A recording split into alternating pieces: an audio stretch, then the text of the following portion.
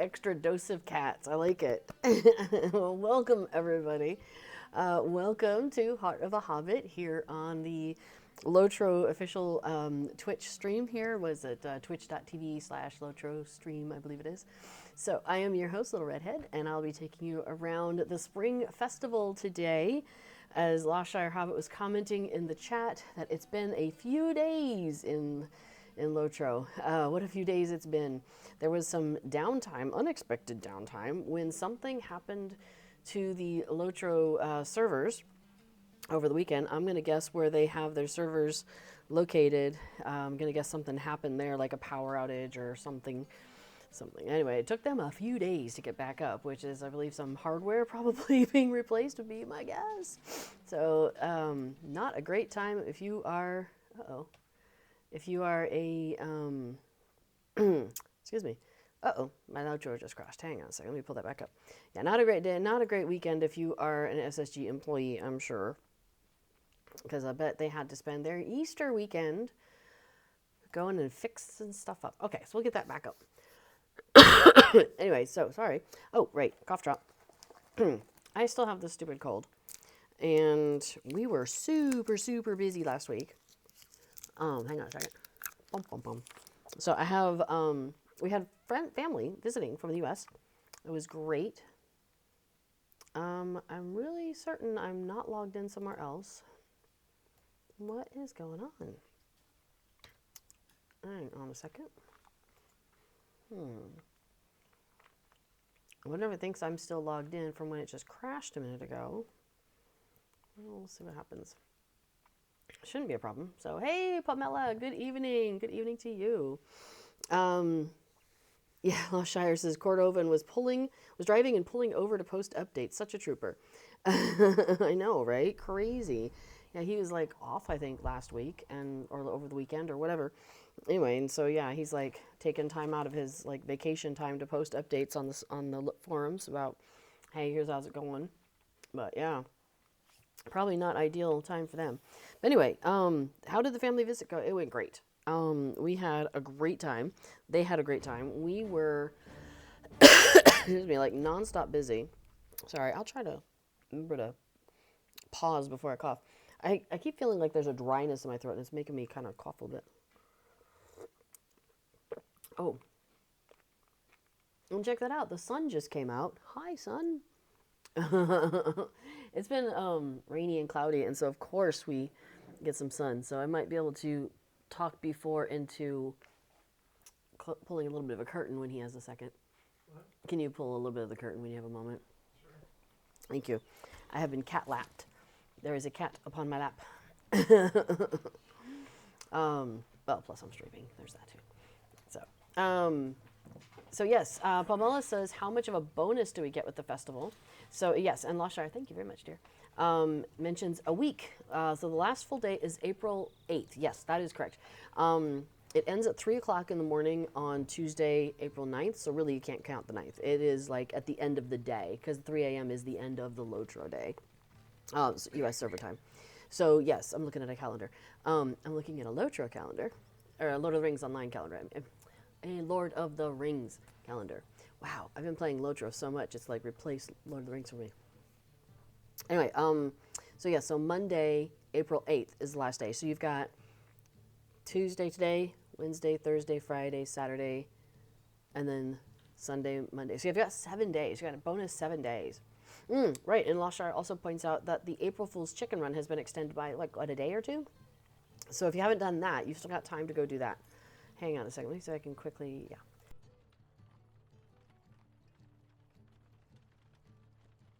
Excuse me.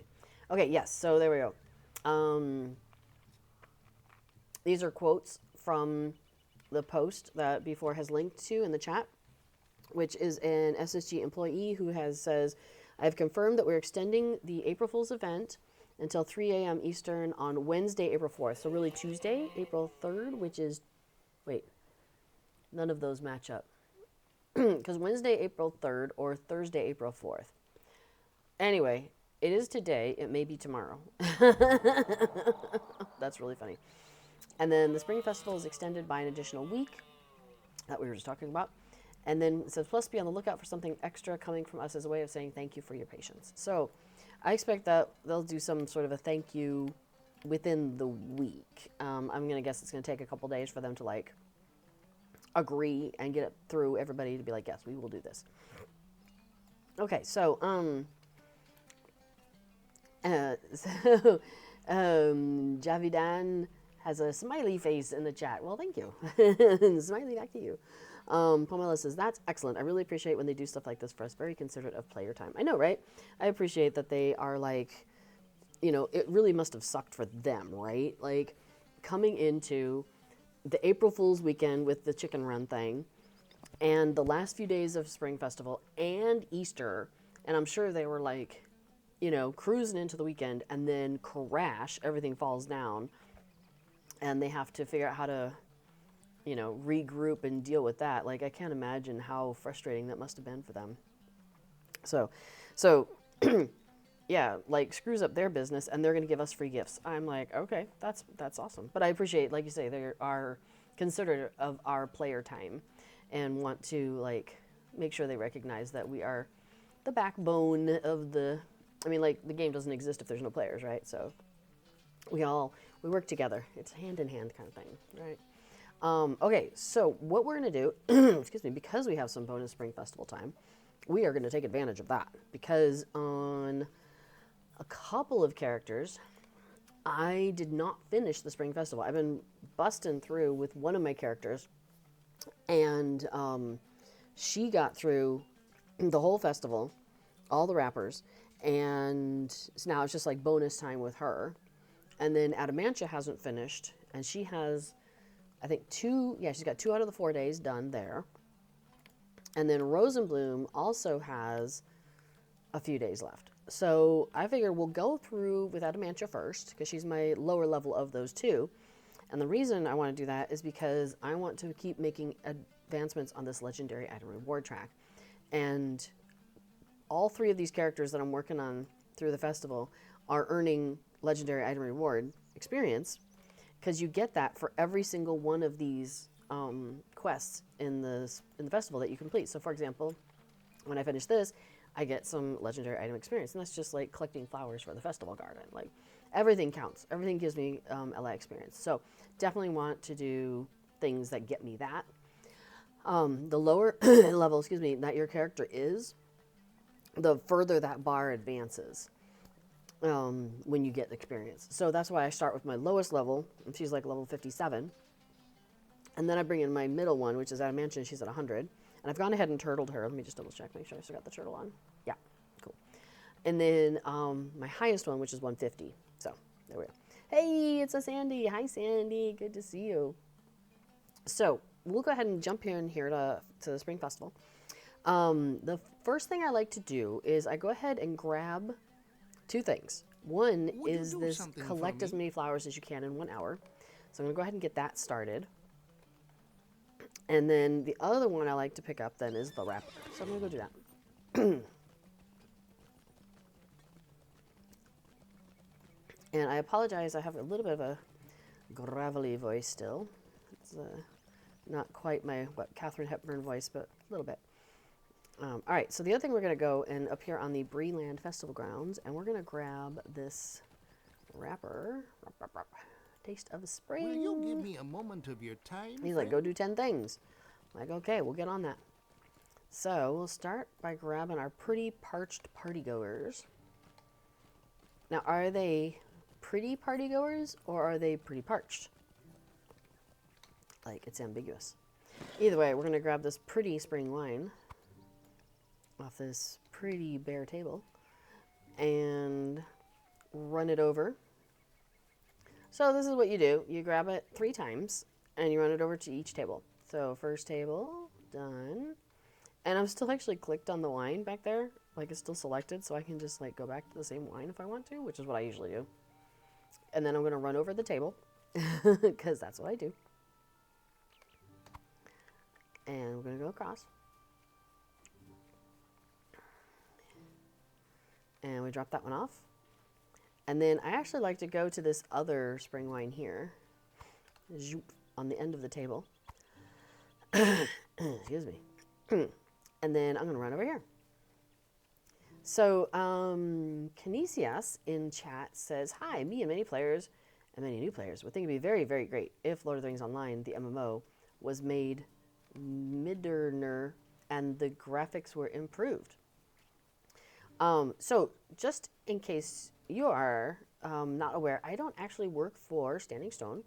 I have no like official capacity with them. I'm just a player, just a volunteer on the stream here. The occasionally Scenario does a stream on here about once a month where he does a tour around various areas. He works for Standing Stone. He's a developer of areas. That's not his title, but he's got a different title. And the other person who streams here that works for SSG is Cordovan. So if you wanted to get words to the SSG team, I would suggest probably coming on during Cord's stream or posting in the forums because the developers do read the forums. So I hear what you're saying, but I have no ability to do anything about helping you with those wants and needs. I'm sorry. I wish I could help you out. Okay, so we're going to do this real quick. Oops, I pushed the wrong button. All right, gotta go. So, and B4 says, I hear that desire sometimes, because B4 also streams here. For me, Lord of the Rings is an old story in an old world, and the older game style works for me. Yeah, I wouldn't want it to look like WoW or some shooter or something. Like, now I do recognize, and this is something that Severlin, the executive producer, so he's like the head guy. And Severlin has talked about this in interviews and on stream. Oh no, I fell. About how they want to make it like compatible with 4K, with 4K monitors. But the problem is that the graphics as they are don't work with 4K. So they have to basically redo every single thing, every single button, every single detail. So for example, let me go and turn this in.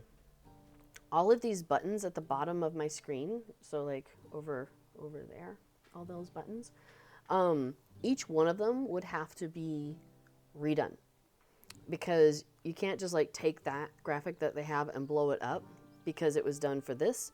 And if you blow it up, it looks like it doesn't, it's like taking a child's painting and then like, no, that's not a really good example. It's like taking 8-bit and then blowing it up.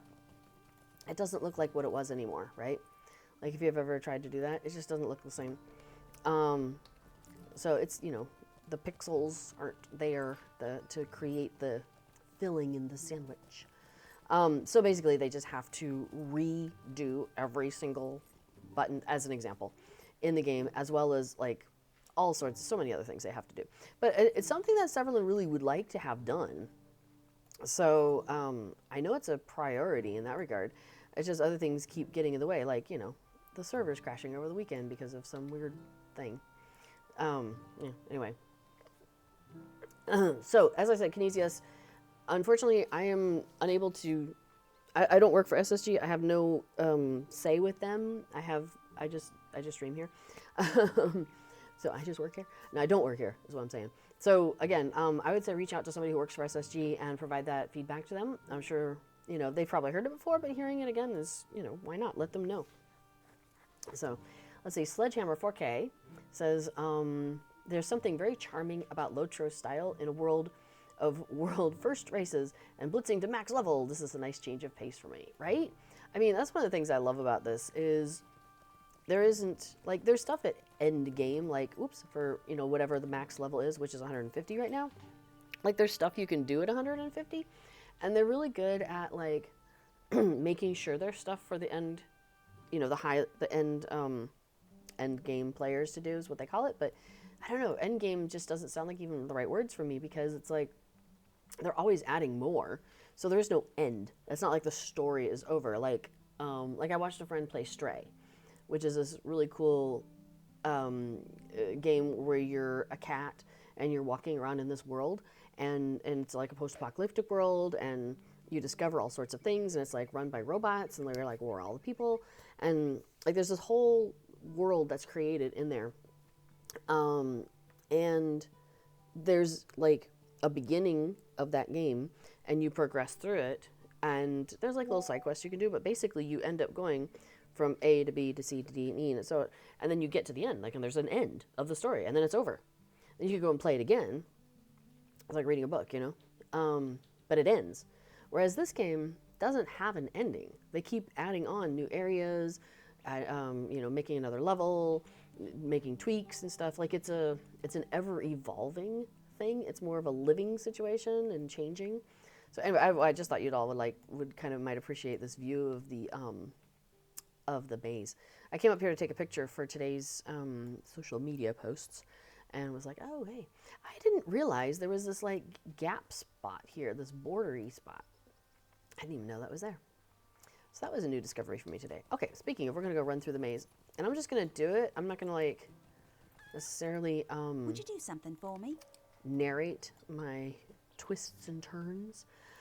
Excuse me. Hello there. But we'll start with this Might I guy, speak with you a moment?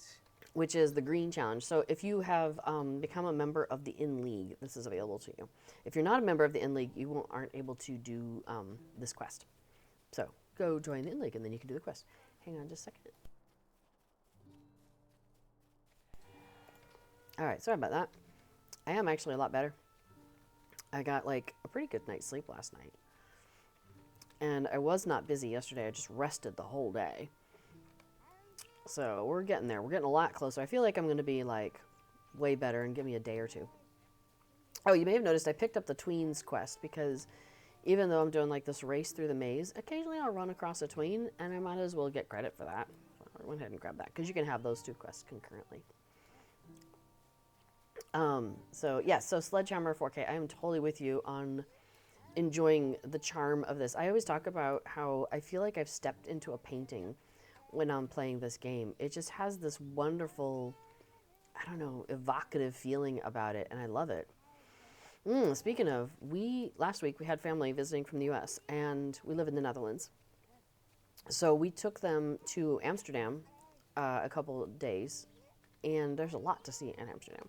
So one of the days we went to the Van Gogh Museum, or Van Gogh, as they say here, and that was really cool. And I found myself like looking at his paintings, and you could see like individual brush strokes, and like some of the paint was just like, and like, so it's like a 3D-ness to it, you know, and it's like, it was really cool. So I was really enjoying that. And then like there was one part in the famous picture, the one where he's like, wearing the straw hat. Hang on, I think I actually got that on a postcard. Let me grab that real quick. Because I got some postcards, because I thought, hey, I'm going to take some of his art, and maybe we can like get it in little bitty frames and put it on the wall. So I got some postcards.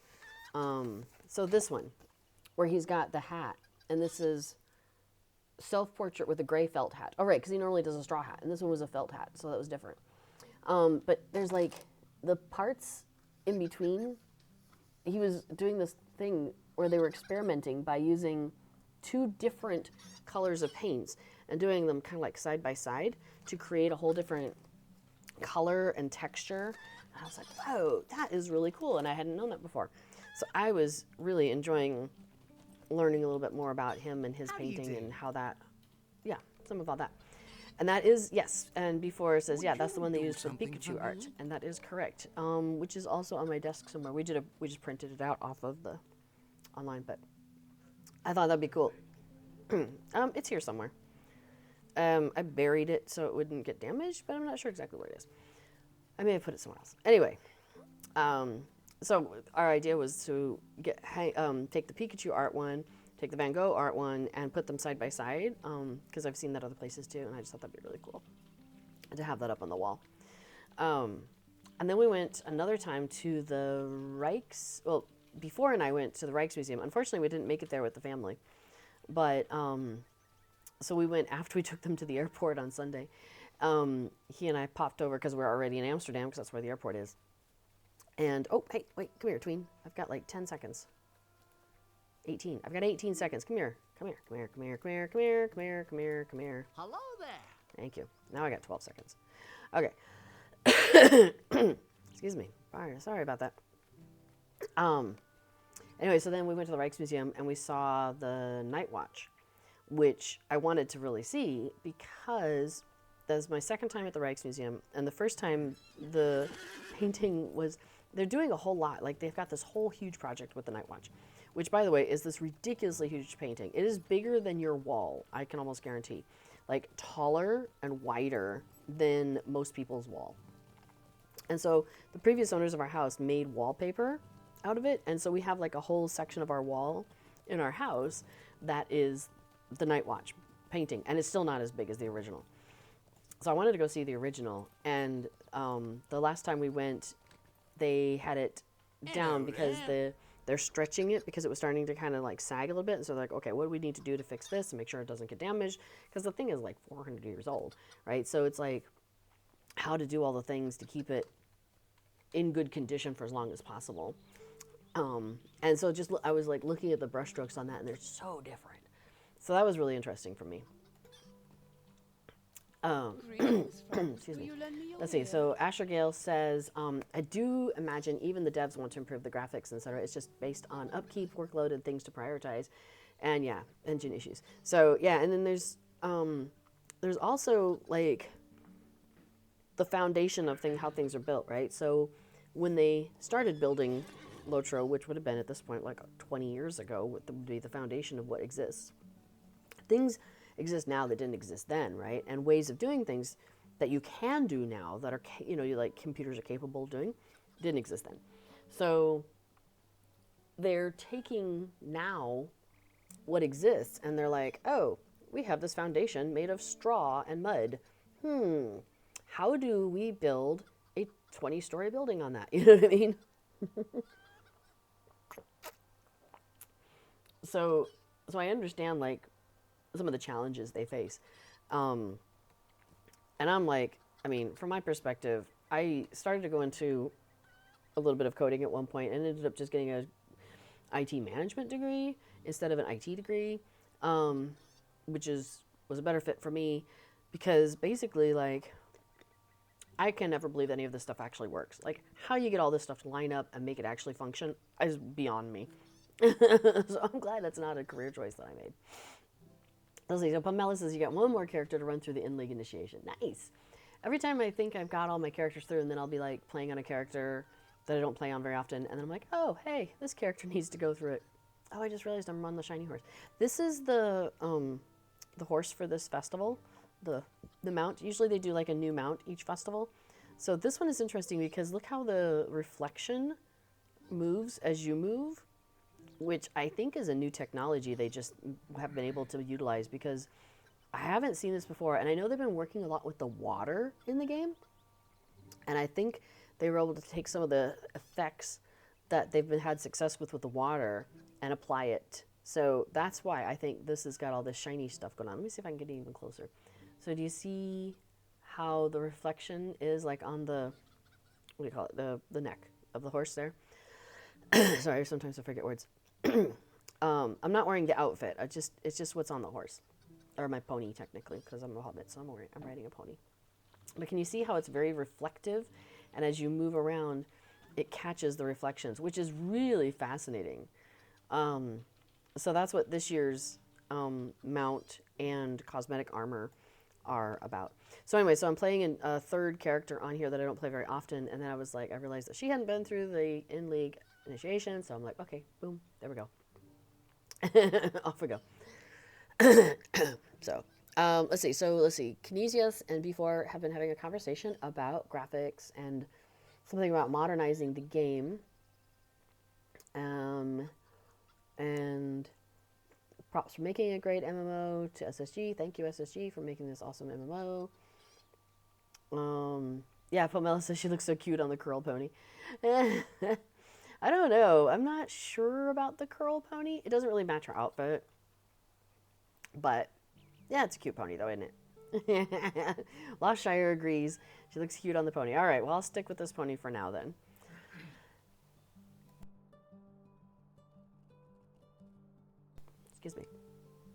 So, all right. Hey, Moobot, thank you. Moobot has posted that if you do need help from Standing Stone Games, please contact them through the help forum. It's there, which is help.standingstonegames.com. Yes, streamers are not able to assist with in-game issues or bans. That is very true. I cannot do anything. Yeah, Pomela, the metal says the metal looks incredible on that steed. I think, yeah, I'm really excited by seeing what they've done with the armor and the reflective stuff. And it's kind of come out of the work they did on the water, I'm guessing. So I'm really curious to see what else they're going to do with that because, wow, how cool is that, right? Okay, so I have 2 quests that I'm currently working on. One is the tweens, and I've just picked up her find the misplaced companions, the elves that are wandering around. I'm also going to pick up the dire beers. And that one is a timed one. So now my time is already ticking away. I've got 9 minutes and 56 seconds. So I'm going to zoom in here, and we'll get started. So I'm doing these 3 together, and the dire beers is my priority because of the timer. But I can work on accomplishing parts of the other ones while I'm getting tossed around the maze. So right now, so you can see on my mini radar, but I'm like, I was kind of on the leftish side of the maze, kind of near the beginning. So now let's find out where I've ended up.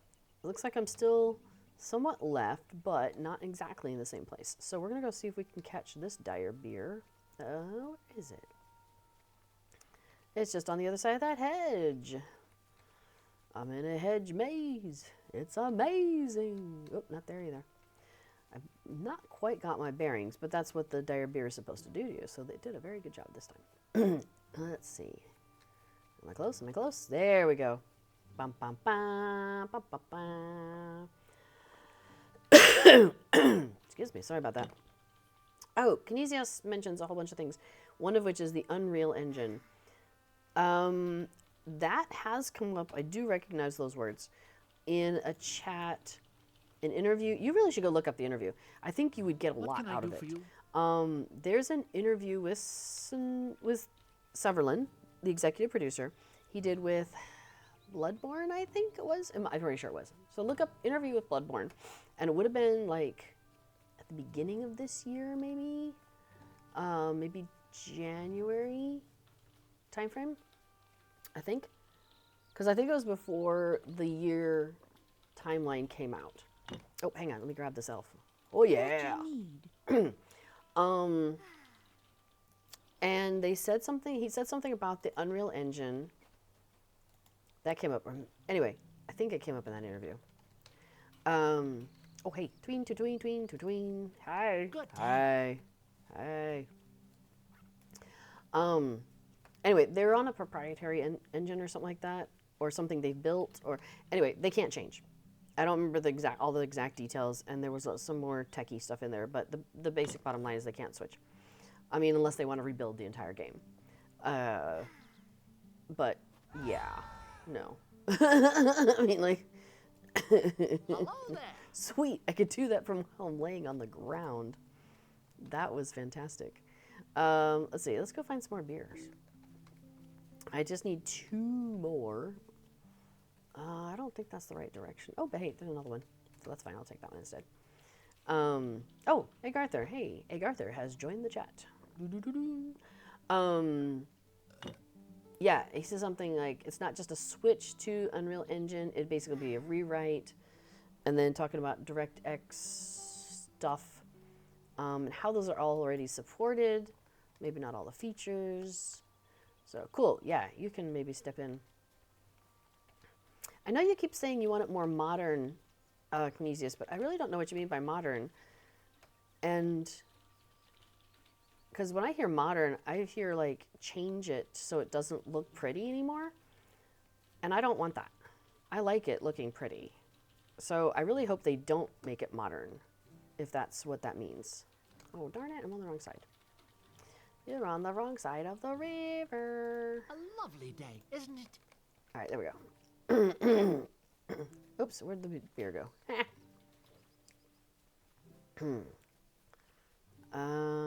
I am missing. Oh, wait, maybe there's one over here? Oh, no, there's one right here. And this will be number 6. So, okay, so I had 5 minutes and 54 seconds. We made really good time on the dire bears. Oh my gosh, I had a dire bear run the other day where it's like, I found one as soon as I came in. Took that one, and it dropped me off almost the exact same place, and there was one around the corner. So I got that one. And then, like, it dropped me off, like, just around the corner from another one. And then that one dropped me off around the corner from, like, 2 more. I was like, this is fantastic. So I finished it in, like, a record time, I feel like. It was neat. Okay, so now we need to find the elves. And, oh, hey, there's one. What do you need? Cool. So that is 3. Now, I know we found the guy at the beginning, and that's the guy in the middle. So now we need to find, there's a female elf at the end of this kind of southern thing, if you're looking on your mini radar. And that person usually is wandering around over here. Now you can use F10 to find an NPC, and that has helped us find her. Okay, so that's number 4. So now we have 2 left to do. Excuse me. Now I think, so let's get to ourselves to the other side of the map. So basically like the north side. So there's kind of like 3 on the south in a row, and then there's kind of 3 in the row on the north. Not exactly, but kind of. So I think let's do a little F10 action here. That's a chicken. That's a tween. That's a chicken. Okay, so we only have chickens and tweens in this area right now, which tells me that we don't have any elves right here, because otherwise they pop up. Because you can do Shift F10 to go to the next, to the next, to the next, that kind of thing. Now, did I already talk to this elf? All right, we still just have tweens and chickens, so not there. Yeah, before it does point out that I'm not a game designer, but wouldn't switching to Unreal Engine make LOTRO look like other Unreal Engine games? Okay, so we've already found this elf. So the last 2 we need to find are down here. I say down. The map is not. Oh wait. Oh, uh-oh. We've already found him too. Well, I know who one we haven't found. Let's go find her real quick. Maybe, oh, you know what? I don't think we found the first elf. Okay. So this lady is here in this dead end. And she's always there. She doesn't move. So she's easy to find because you just go right to the stream place. Okay. Now we need to kind of basically go back to the beginning. Yeah, Lost Shire Hobbit talks about how it's part of the charm of the game, the look of it. Okay, so this is the beginning. So if you were to go down here and boom, boom, boom, and that would lead you out. So I'm going to come over here and mark our way back to what would be the south. So I'm facing south right now. I know you wouldn't think so, but I am. And there should be an elf around here. There he is. All right, so we have found all 6 of our elves. We have scolded 4 tweens, and, oh, there's a chicken. We've said hello to 6 beers. Introduced ourselves. So we are ready to turn these in. So we're gonna actually let me start this side. So I'm gonna turn this into Emma Greenbush. How can I be of service? Now notice this guy here has the word Maze Master underneath him, and he has no ring for me. And then this person, we're gonna turn that one in. That's the Dire Beers. And then notice that these 3 people over here, this one, and this one. Oh, and actually, oh, he just says in-league member, but he counts. These guys all have Maze Master under their names. You can only have 1 Maze Master quest active at the same time. So as soon as I turn this into her, friend and well met. you'll notice that the chicken person, who is active right now, will let us interact Hello with her. there. Might I speak with you? So she's like, hey, go catch me 2 chickens, because they've escaped into the hedge maze, before they escape. So I'm going to do my tabbing thing. And we kept running into chickens somewhere else, right? So let's go see if we can find our way back there. Aha, so there's a chicken, oh my gosh, way over there. Okay, let me see if I can get to it in time. So I'm not going to keep tabbing. This way I keep it highlighted. But yeah, it's, oh my gosh, way, way, way over there. I don't know. I don't expect we'll get to it before somebody else does, but we'll try. The chickens enter the maze beginning on the hour, and then they escape at the quarter hour.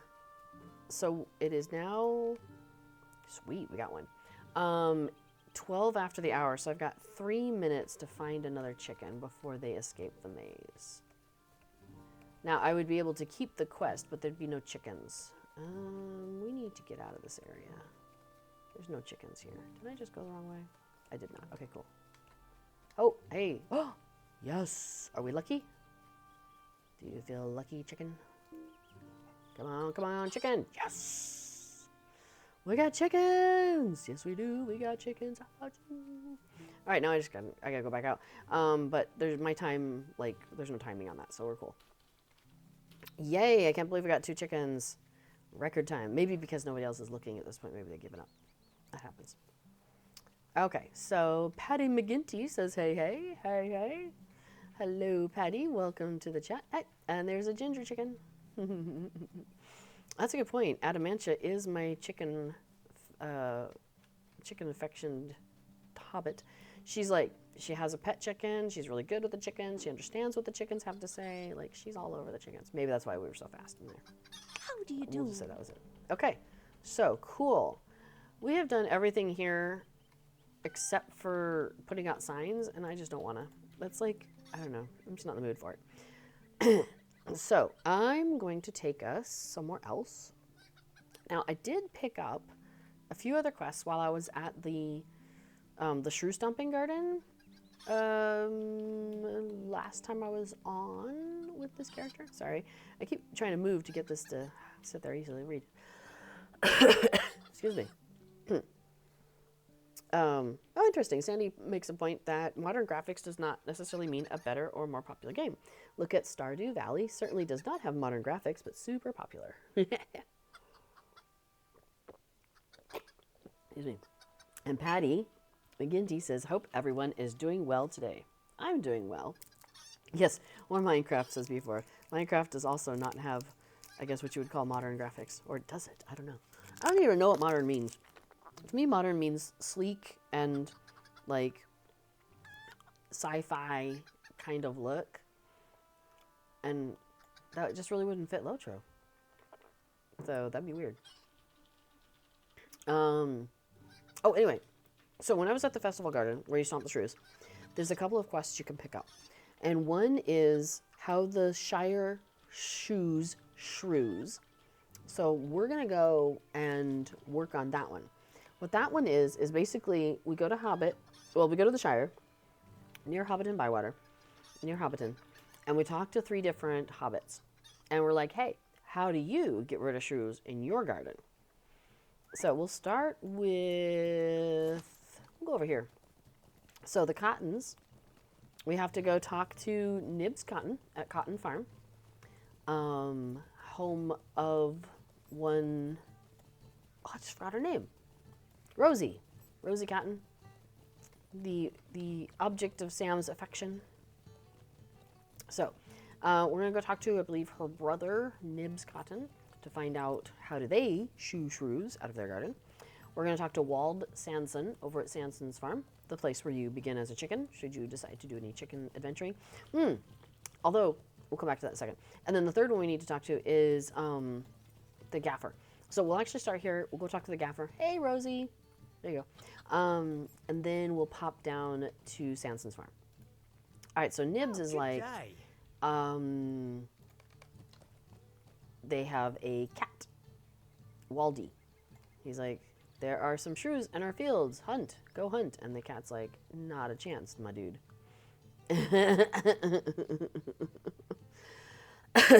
So I think Waldy's busy at the moment. Come back later, see what we do. Hey, speaking of chickens, currently, and it is extended by at least a day, is the thing where you can go to the Etten Moors and be a chicken. And if you make it through the Etten Moors, which is the PvP or PvMP place, if you make it through without like being squashed by a monster player, you get a title, which is Fool, because it's a very foolish thing to do, but it's awesome. So what's my title right now? I have Farmer. I have Farmer on Adamantia. That's a good title. Anyway, if you haven't done it before, you can do it with your character. If your character hasn't done it before, you can do it with each one of your characters once. So I did it last year with most of my characters, so therefore they are not eligible to do it this year. They already have it; they don't get invited.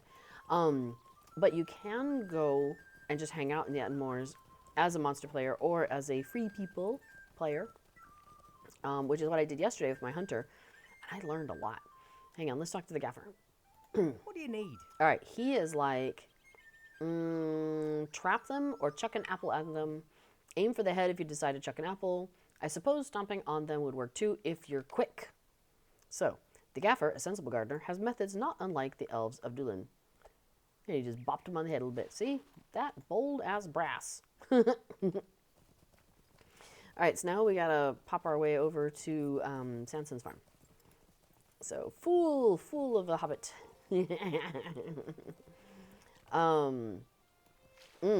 Now, B4 says, now, the ability to drag a box to highlight multiple items in my inventory and then drag them to the vault, or vice versa, I'd pay real money for that. I know, right? Wouldn't that be handy? Like, if I were able to just go like, whoop, and like, it would circle and highlight all these things, and then I'd just be like, whoop, and plop it into my inventory, or wherever. That'd be pretty neat. I would love that. Now, we still have... Oh, that person had an April Observer title, which means that they received an email because they logged in. I believe that's how you get that April Observer thing. But we still have our flowers, Fistful of Flowers quest active. So, as we run across these patches of flowers, we can go ahead and pick them up. So that's nice. We'll do that on the way. Paul Mellis says, brass is very bold. Like, what are people thinking? Stainless steel all the way. Nice. Yes, Wizzic 2-foot. Fool! Or fool. You can say it any way you want. Alright, so we're going to keep making our way over to Sanson's farm, but I'm happy to pick up flowers along the way. That quest, that's like, go pick up flowers as many as you can in an hour. That's the only way to have it available for you to pick up these flowers. Can I do copper? What does this character even do? Oh, that's right. She's a scholar. She doesn't pick up anything in the world. No, that's not fair. She picks up scholar things. I just don't take her out in the world very often. Patch of flowers. We'll grab that. Anyway, so I don't know if you noticed on the screen, it said I got +2 marigolds. So each of the... areas, there's 3 different areas where you can collect these flowers. One of them is this area of the Shire. So you can see there's like a box here. So that's the area of the Shire you can collect these flowers in. And then there's an area in Bree. Actually, I can show you the map. To Bree. So there's this map, this area here, which is kind of like by where those brigands are, not too far outside of Bree town. To the north, and like kind of on the way towards Adzo's camp, towards Thornley's worksite, like kind of in the middle of all of that. You can pick flowers there. And then the other one is, I need to get out to Laird Lewin, down here in the Kellendam area. You can pick flowers there. So those are the 3 different locations where you'll find flowers. Each of those locations has like a primary flower that you'll find. And so in the Shire, it's marigolds. So I'm currently collecting marigolds when I stop and grab flowers here in the Shire. But it's also possible that I might get one of the other 2s. There's 2 other kinds of flowers. Here, let me go ahead and say goodbye to this. Get this shrewing going. Is there something I can do for you? Shrews hibernate in winter, so just talk about how cold it's getting. It's getting awfully cold these days. He's yelling. Crips 9 Blue says, Shire got some dope music. Ain't lying. I know, right? The opening and closing music for my stream is music from the Shire. And, yeah, it's so gorgeous. I love it. I'm sure they'll be running for the hills soon. Yes, indeed. I'm sure they will. So Patty McGinty says, if you guys could live in any zone that you can't live in currently, what would it be? Do you mean in LOTRO or in, like, the real world? Okay, so I've done everything I need to do here in the Shire. So now I want to get myself over to Kellendam, because I think I'm picking up... Oh, maybe I didn't pick that up yet. We'll see when I get there. There's a couple of quests that you can pick up, and one of them involves sending you down towards Kellendam. I didn't have it to pick up twine and stuff, but oh well, that's okay. Because you pick up the twine there by the docks. Oh, for me, it would probably be the Shire. I'm just such a hobbit. I think I would enjoy the Shire a lot, and not the Yonder Shire. I don't think. I think I would stay in the Shire proper. I think part of though is because I do a lot of role playing. Oh, primroses. Primroses are the primary flower of this area, of this zone, by the way. And I think I would be, yeah, because I spent a lot of time role playing with the hobbits, and so I'm really familiar with the Shire, and like I have a whole backstory with my characters, and like it's a very comfortable place for me, and so that would make it really easy for me to enjoy the Shire. And plus I know where, like where the wolves are, so I could avoid them, or like I feel like it'd be a great place for growing crops. Like it's very good soil, great land for that. So I feel like I'd be able to eat well and all of those things.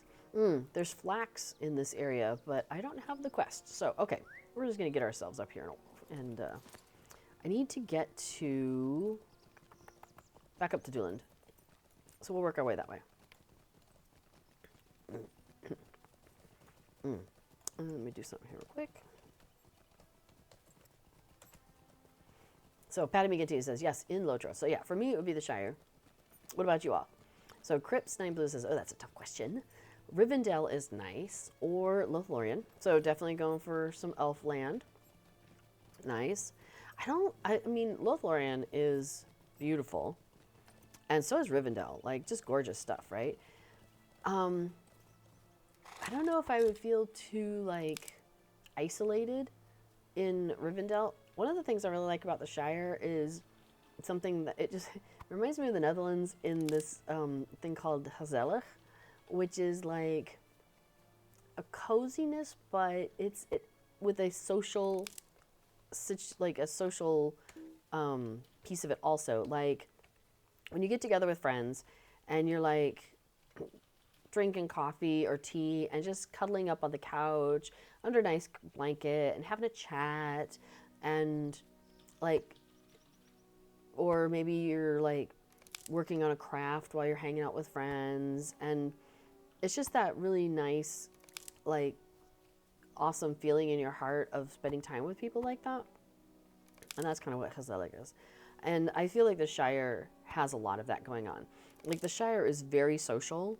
Like the hobbits are used to going over to each other's houses and having dinner and, meals together. I shouldn't just say just dinner, because like, hobbits are eating all the time, right? So yeah, I feel like there's something about that that's very comfortable, and the sociability of it all and whatnot. So I think that's why the Shire appeals to me. So with Lothlorien, I feel like I might feel a little isolated, because I mean, I'm definitely somebody who gets into my head a lot though. And so just the very like heady way of things that the elves are, I would enjoy that. But anyway, so this is where you turn in the Shire shrews quest. You turn that into her. Now, I was in the middle of the quest from this guy, which is basically go out, pick a bunch of flowers, 8 flowers, and put them in the garden pots here. This is the one that I thought I had, but I didn't. And so you pick it up, and then you go off, and she wants you to get some flax plants, which were along the way. The cherry wood branches are nearby here, and the twine is back down by the docks.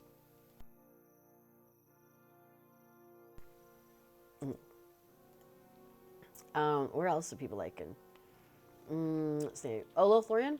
Lothlorien's beautiful, but man, I'd be worried I'd fall out of a tree. I'd be like constantly like tying myself to the tree or something. Oh, interesting. King Arthur is doing some probability analysis of the flower picking. Of course. Seems that it's about twice as likely to get 2 of the primary flower as 1. I did notice I was getting some singles there, but that's unusual. I agree. And only about a 1/4 chance for each of the secondaries to get any at all. Yeah, I feel like my numbers were a little low there, because I do notice that normally I'll get like 2 of whatever primary flower I'm on.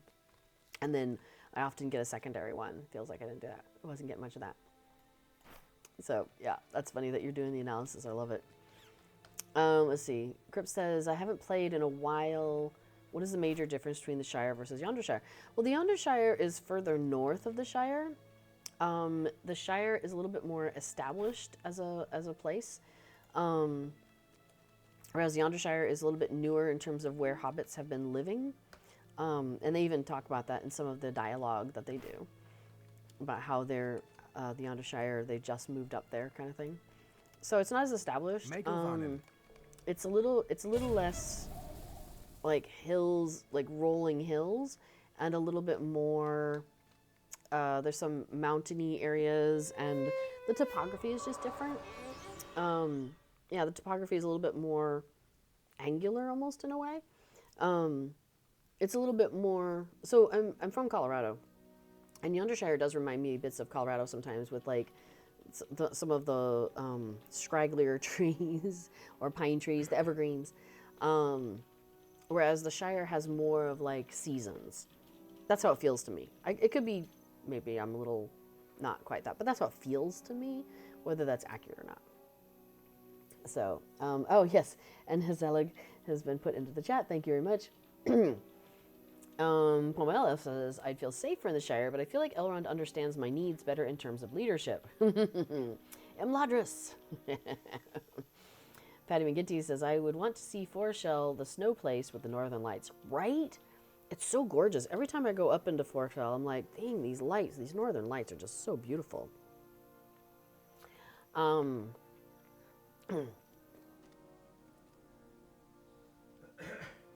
Canesius says something about, oh, your comments from earlier. Okay, referencing your comments from earlier. Oh, hey, it's time to go. Okay, so here's what I do, is I have the things, well, I have one of the boots on my bar. So what I do is I open up my inventory and take the quest, and then I keep my inventory open and I keep my bar, and it auto-fills the stomping boots there. Will you lend me your ear? Now, as it turns out, I haven't actually applied these boots to a spot because I have a lot of spots full. So I'm gonna actually make a change here. So give me a second. Let's unlock my bar. I'm gonna move coin toss up here so I can put the big boots, which are for the major shrew, down there. Okay, so now if I lock my bar and then I can close my inventory, and cool, they stay in my bar. See, it's good. I like that. All right, so Lost Shire says for the live zone, maybe the South Farthing or somewhere near Bjorn's. Forshell, yes. I have the Forshell skybox at my Lindleby house, and I love it. Oh, really? Oh, I hadn't thought about that. I'm gonna have to make a note. That sounds like a neat idea. Where are my LOTRO notes? I just ran across them earlier today, and then I set them aside to get them out of the way. Now I'm not sure where I put it. I like that idea. I have to give that a try. Okay, hang on. I'm just gonna write down a scrap of paper because that always works like a great idea, right? Okay, so Forshell skybox for Lindleby house.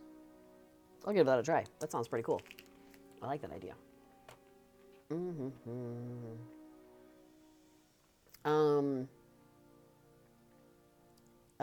So Canesius is still saying things to SSG about how they love the game, but they gotta go. And let's see, B4 says, where I'd want to live is heavily dependent on when I get to live there. Now that's a fair point. I wouldn't necessarily want to live in the Shire during the scouring of the Shire. Yeah, Minas Tirith, as he says, Minas Tirith during the Fourth Age sounds like fun. Minas Tirith during the Siege, maybe not. So, and B4 points out that if you're using Festival Buddy, which I am, it'll give you this little pop-up for it'll do a little pop-up toolbar for the boots, which is great, and I have used that. I find that I have one of these mice that has all these buttons on the side, and so I just I have it set to where I want to click it with my thumb for using the boots. So I do appreciate the little pop up though, because with this character, because I didn't have the boots on her bar, it was very, very useful. Oh, Moobot has reminded us that the Corsairs of Umbar is live, so if you haven't already checked that out, there's some information about that, some links and whatnot. Let's see, Patty McGinty says, I would like for my stout axe to live in the Red Mountain, but I don't think that's ever going to happen. Which one's the Red Mountain? And Blue Mountains are nearby here in Eredluin. Which one's the Red Mountains? Is that, Gundabad? Or something like that? Oh. Let's see, Shire says, it looks rather nice with the trees from the Springfest. Oh, the skybox. Cool. Yeah, I'm going to have to take a look at that. Where do you get the 4-shell one? I can check the wiki for that too. The wiki's really good at figuring out stuff out, and so is Deco de Mieux's website. Speaking of, I got my Deco de Mieux mug going today. So if you are not familiar with this website, let me introduce you to it. Deco du Milieu. So Deco de Mieux is French. Oh, am I done with the soils? I'm done with the soils. I just need shrews. Okay. I need shrews, little ones and big ones. Well, there's only one big one, but you know. Oh, hey, pesky shrew. Let me get rid of you. Anyway, it's a great website. Hang on a second. Let me see if I can get this guy. Whoa! I'm not sure if I did. Interesting fact we discovered is that multiple people can kick the big shrew if they do it at the same time. Apparently I did not get it. Oh well, not big. Let's see. Okay, we've stomped all the shrews that we're going to stomp this day. Well, this moment. So out we go. What can I do? Finish now. So, let's see. I have technically done 10 things with this character. She's ready to go talk to Sergeant Tom, but the Fistful of Flowers, the collect flowers in an hour quest, is still running. And I don't really want to... I really want to finish it today, because then I can pick it up again tomorrow. And so it's always a quest that's going, in a sense. Whereas if I let it run out after I'm logged out, then it doesn't count until the next time I log in. And which means then I can't do it again that same day. So I'm going to hang out with Adamantia here for another 10 minutes. Well, in 54 seconds. And let that Fistful of Flowers expire, and then we'll log off. We'll talk to Sergeant Tom before we do that. So there we are. Excuse me. So Patty McGiddy says, I think the Red Mountains are near Mordor or close to it. Oh. The LOTRO wiki, fandom wiki, says the Red Mountains, also known as Orocarni, are far east of Middle-earth beyond Rune. So that's a ways. Well, I don't know, Patty. You might someday get out there because, you know, they keep adding on more areas in the game. Like, from a story perspective, we are, you know, moving beyond the part where the Fellowship has been, you know, doing the things they needed to do. And now we've become the heroes of the story, in a sense. We're off, you know, trying to help put things together, right? So, oh, I wanted to grab, let me see if I can do, so, Decum Dumieux's website.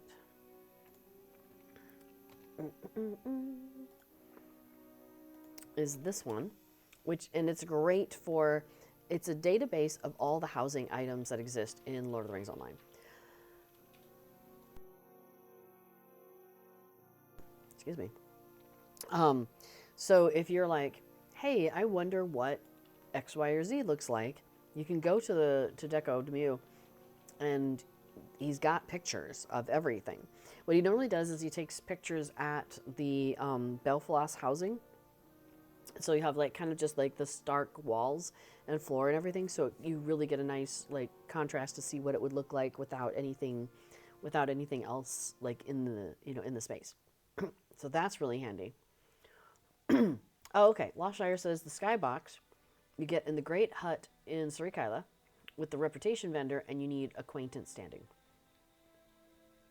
That's an interesting question. Who of my characters knows about these people?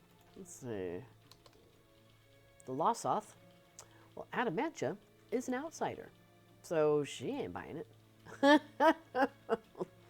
To be fair, Adamantia spends most of her time in the Shire, so she probably doesn't have a lot of rep with a lot of people. Oh well, so it goes.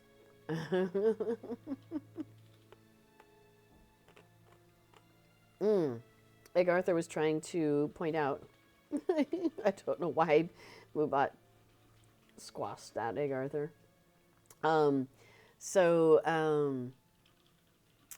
Egg Arthur says use .com for the English language version, and then for the French, yeah, it used to start on mine. It used to start like en dot dcu.com, and I'm not sure what happened there. It was so weird.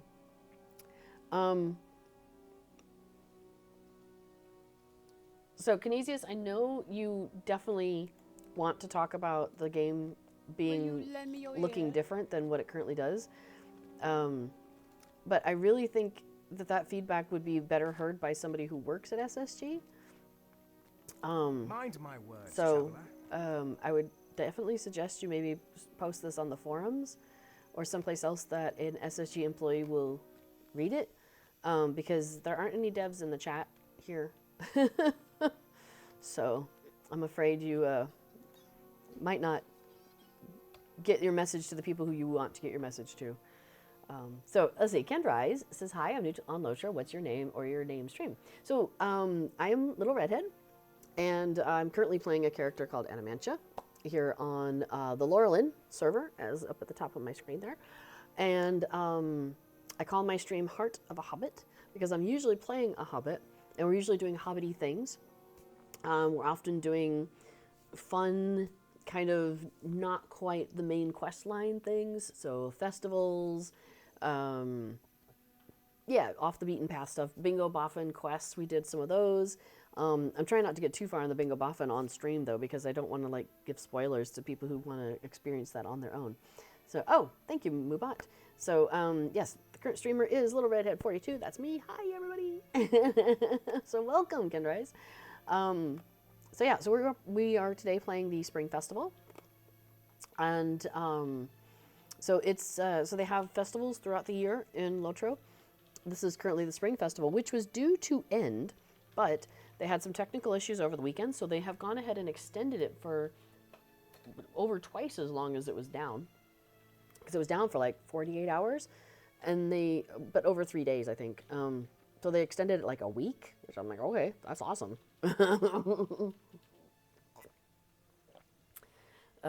Yeah, so we're getting some bonus time in here, which is great because I was, oh, hang on. Somebody's offering 50 gold for a Shire peach dye. Well, hang on. Let me message this person. I might have peach.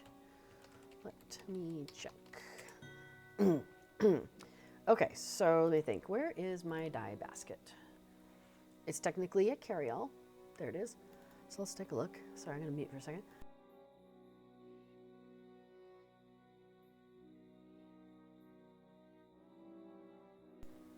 Darn coffin and stuff, I tell ya. Yada.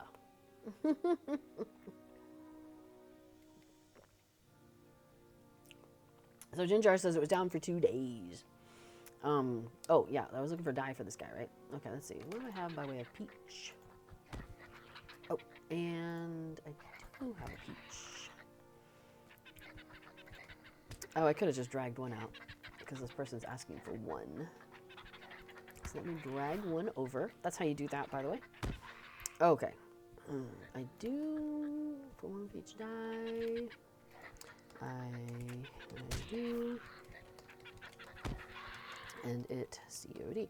So what I'm offering to do for this person is, in the game, you can send something to a person like COD, which means they have to accept it, they have to pay for it, basically. Now, I have made this mistake where I have, instead of asking them to pay me that much, I have sent them that much. So that is a, like, there's your PSA for the day, is if you're sending something to someone to make sure you click the right button. Because, you know, that's entertaining. I think the big shrew just came out, and I think we just missed it. Yep, we did. I don't mind. It's okay. Okay, let's see if we can get some shrews real quick. Yeah. Alright, how many shrews do we have left to get here? I need 5 more. So we can get 5 more, and then we'll send off this die.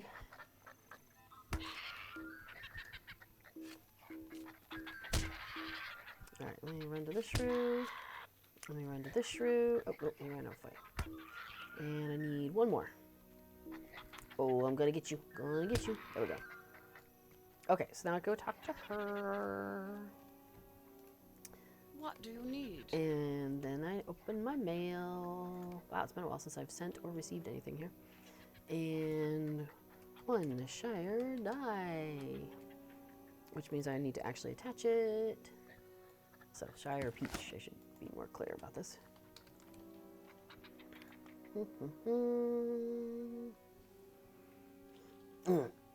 And COD. There we go. Pushing the right button this time. And send. Okay. We'll see if that works out for that person. Cool beans. So Patty McGinty asks, what main characters does everyone play as? They are currently maining a Bjorning. They main as a Bjorning, but they're currently playing a Stout Axe Guardian and enjoying him. So my character here, Adamantia, she was my main character here on Laurelin. And when I created her, I thought, hey, let's do the classic, you know, burglar hobbit, right? Why not? Well, turns out I'm terrible at playing a burglar. Like, and I've read forum posts and like gotten advice and all of that, and I've put my stuff in a certain order on my bars, and okay, it just doesn't work. I am not a burglar. And so folks who were in the chat over the last year, we've discussed this multiple times as to what could I do, because you can't change your class. You can change your race, you can change your name, but you can't change your class. So I couldn't change her from a burglar to something else, which is a shame.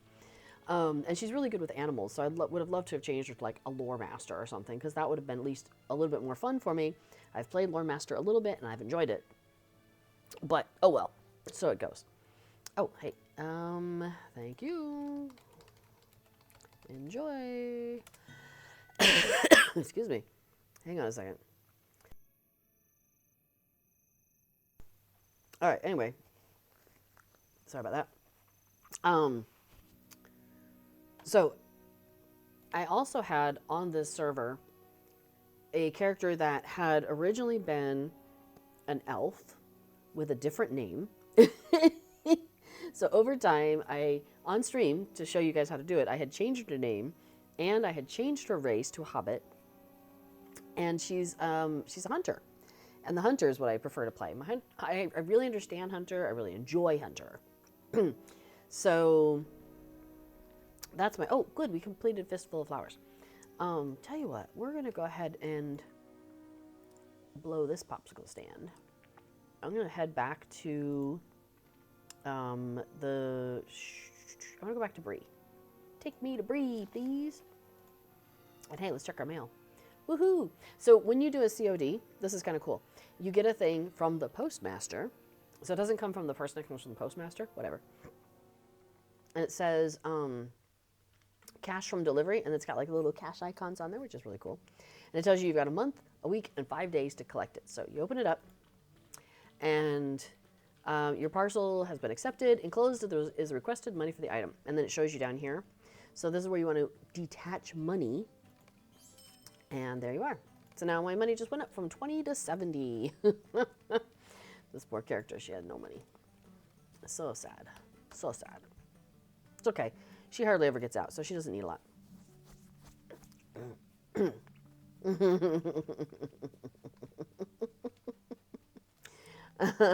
Sorry. All right, so now we turn that in. Fantastic. Sorry, there's a joke in chat. I'll show you in a second. anyway, so I switched from this character being my main to a different character being my main because I really wanted to play the hunter. And so I play the hunter now, and I'm like so much happier, and it's wonderful. So, so everybody's joking about the fact that the time when the servers were down, and like, are we going to get something as compensation for it? And that yes, they have said there'll be some way of saying thank you for your time and all that. And people are like, hey, I'll bet it'll be dwarf candles, right? That keeps coming up. And somebody had posted in the forums, and so they're posting it, possibly the same person, I don't know, in the chat, and says, 3 candles for the elves, 7 candles for the dwarf lords, 9 candles for men, and 1 candle to rule them all, and in the light illuminate them, which is funny. And somebody says, wow, 9 candles. And somebody says, no, 4 candles, which is this hilarious skit by...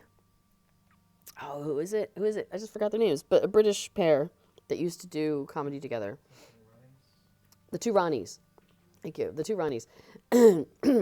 And so, like, one of them goes into the shop, and then we're talking, like, old school looking, shop, while we're talking, I'm going to switch characters. Sorry. And the guy says, he comes in, and he says, have you got 4 candles? And he's like, yeah. And he brings him, like, 4 candles. And he's like, no, 4 candles. And he's like, 4 candles. So he gives him, and then so it turns out he wants like fork handles, And so the whole skit is that. Like, at one point he says O's. And he's like, so he pulls out like a box full of letters and gives him some O's. He's like, no, O's. And he's like, so he goes and he picks out like pantyhose. And he's like, no, O's. And it's like something, it's just like a garden hose. You know what I mean? Like, it's like all of that, where it's the homonyms of it all. And it's hilarious. It's a great skit. They did a follow-up version years later of where the guy was basically saying, I need a dongle for my Apple. And he like puts an apple, and he's like, what does it run on? This he's like, no, BlackBerry. And so they pull out a little BlackBerry. I mean, it's really it's good stuff. So yes, the 2 Ronnies, that's what you want to go and look for. They're so funny. Excuse me. So let's see. B4 says, I'm too in love with Hobbit Minstrel to play much anything else. Screaming tiny things for the win. Oh my gosh, I was running around yesterday with another minstrel, and it's so great, like watching these little mini hobbits, and like little hobbits, really technically running around. Before we get into festival, everybody. Oh, this is my hunter, by the way. So everybody say hi to Rosenbloom. Hi, Rosenbloom. She's my fave on here. Don't tell that to Mancha. She'll be mad. She'd be sad. So I made a few small changes here. I've got a couple more ponies out here. They're nibbling on grass.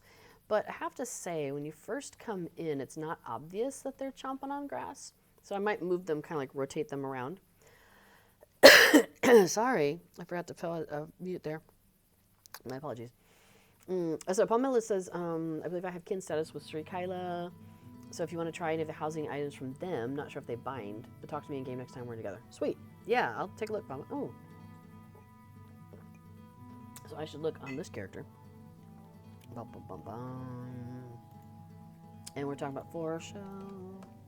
I am acquaintance with these folks. So is that what I need? What was it? What status did I need with them? Bum, bum, bum. I know you told me this earlier. Well, I'll scroll through and find it later, but I am acquaintance, so maybe that's good enough. Yes, acquaintance. Oh, thank you, Shire.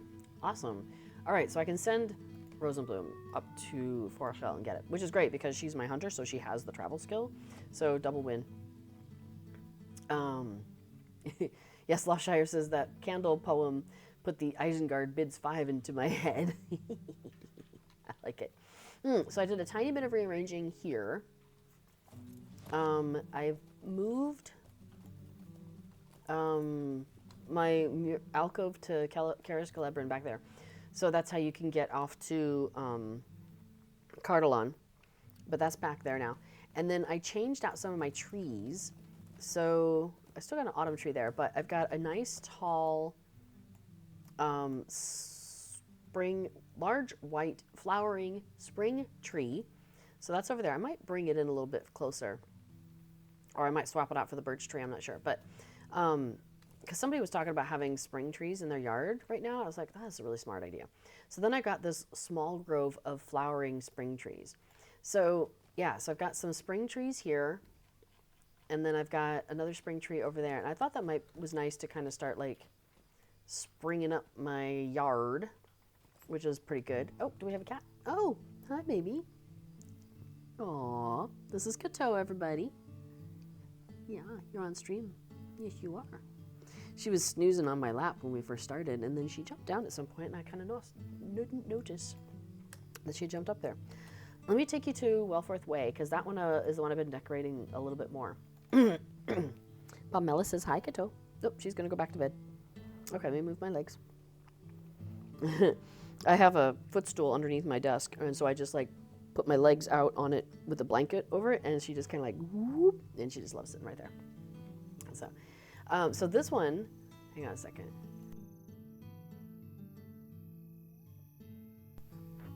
Okay, so this one, the trees are a little bit more like front and center, right? You know, you come in and like there's one there and there's one there.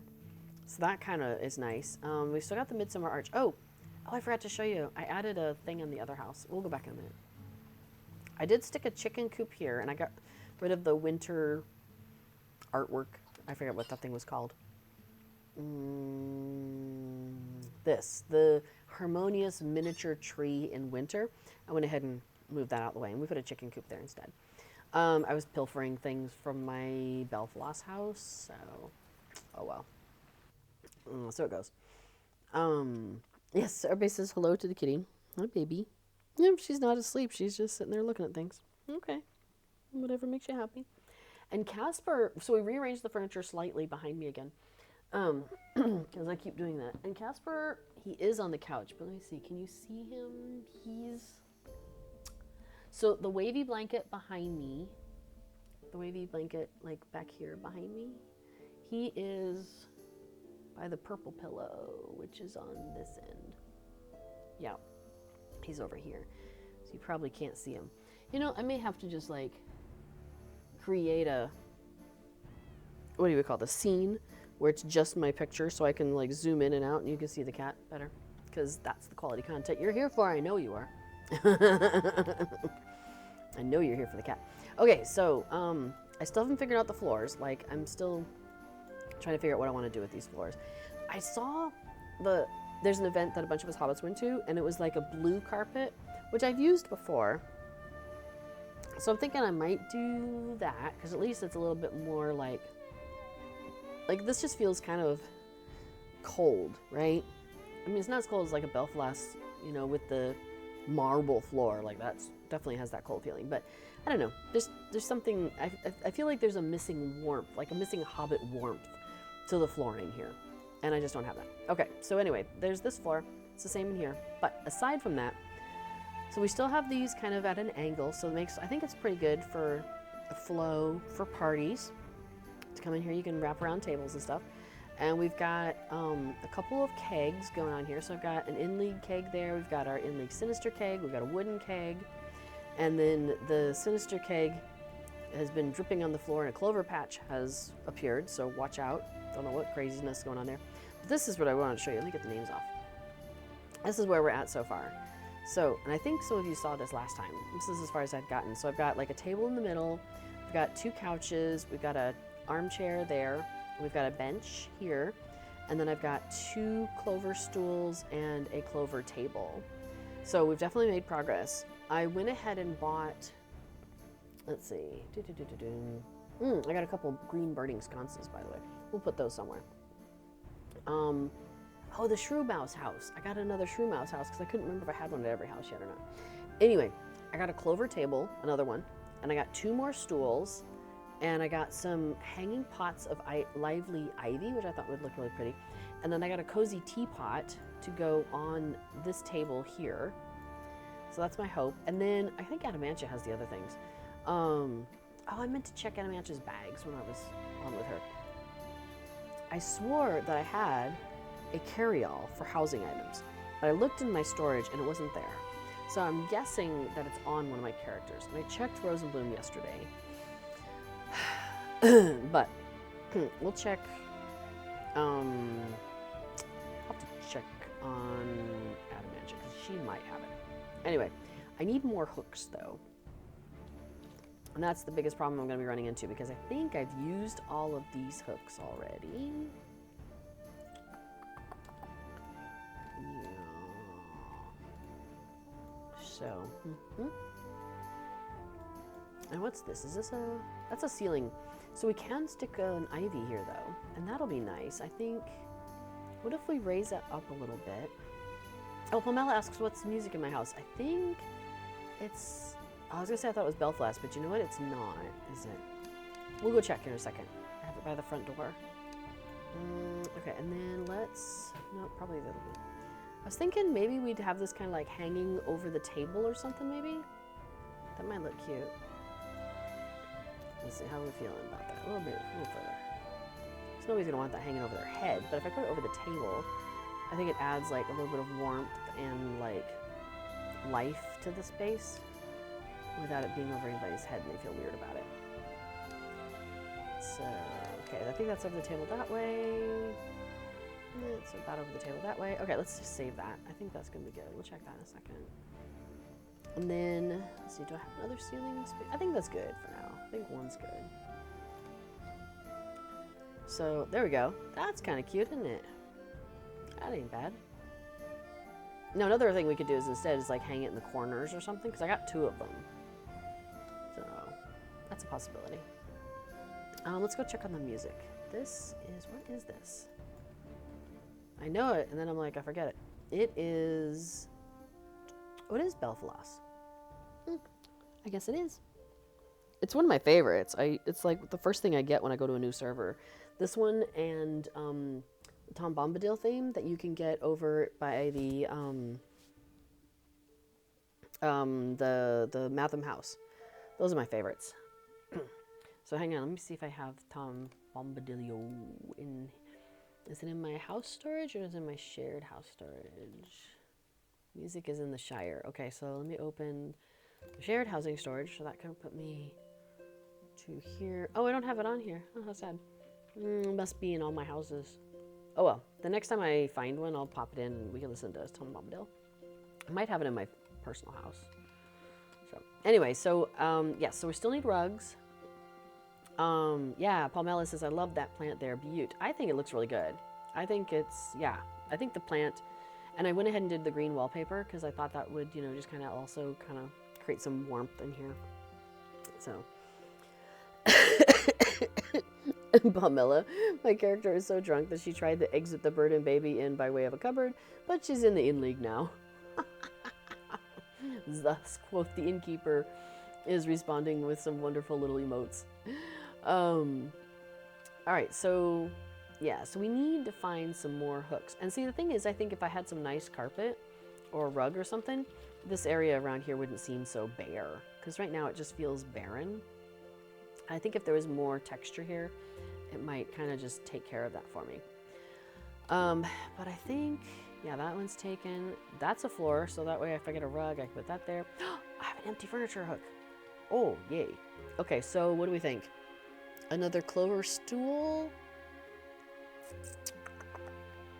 I think we'll do that for now. And we'll fly it over. So...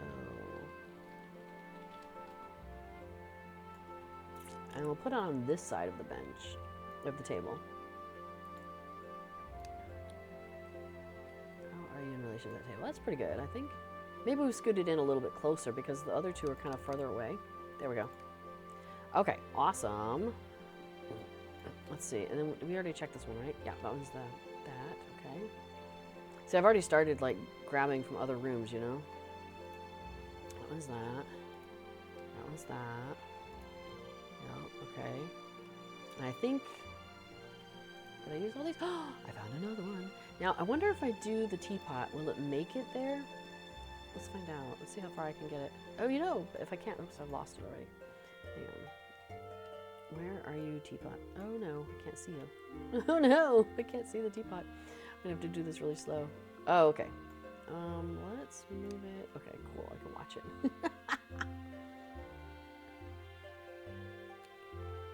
Something about a watch teapot never boils. Alright, we're gonna get that up in the air like some sort of magic trick. Oh, and then let's bring it out here. Okay, so we're going this way, so maybe I can... Oh, this is the problem with me, is I always throw it so far. There we go, okay. A little teapot. Short and stout. I used to do a joke with that one, which was, I'm a little teapot, short and stout. Here is my handle, here is my other handle. And you'd say, oh crap, I'm a sugar bowl. That was one of my favorite jokes to do. Okay, so... I don't know how that translates well in Dutch, though. All right, let's turn that puppy around. Maybe I should do that at Green Dragon Friday. That would be really funny. Let's see. Is it hovering in air? I think it is a little bit. We need to bring you down. There we go. Okay. Let's see how that looks.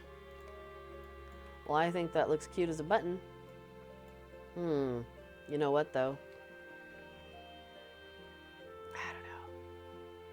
You know what? I want it closer to the seating. Of course I do. So now the question is, does it go on the table? Or does it stay on the tea table? Because it's in the name. And then I just bring the tea table and the pot closer. I think that's our answer.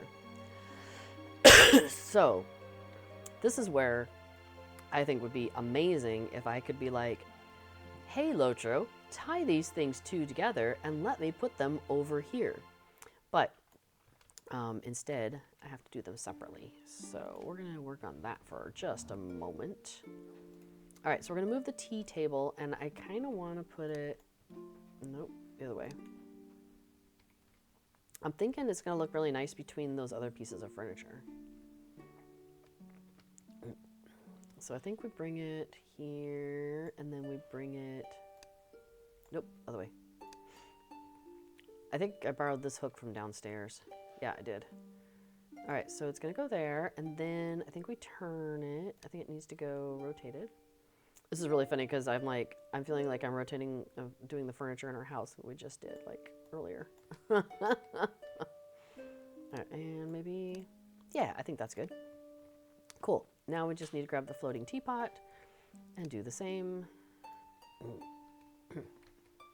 Yeah, and bring you over here. All right, so now do I move the table to match the teapot or move the teapot to match the table? Oh, we're so close.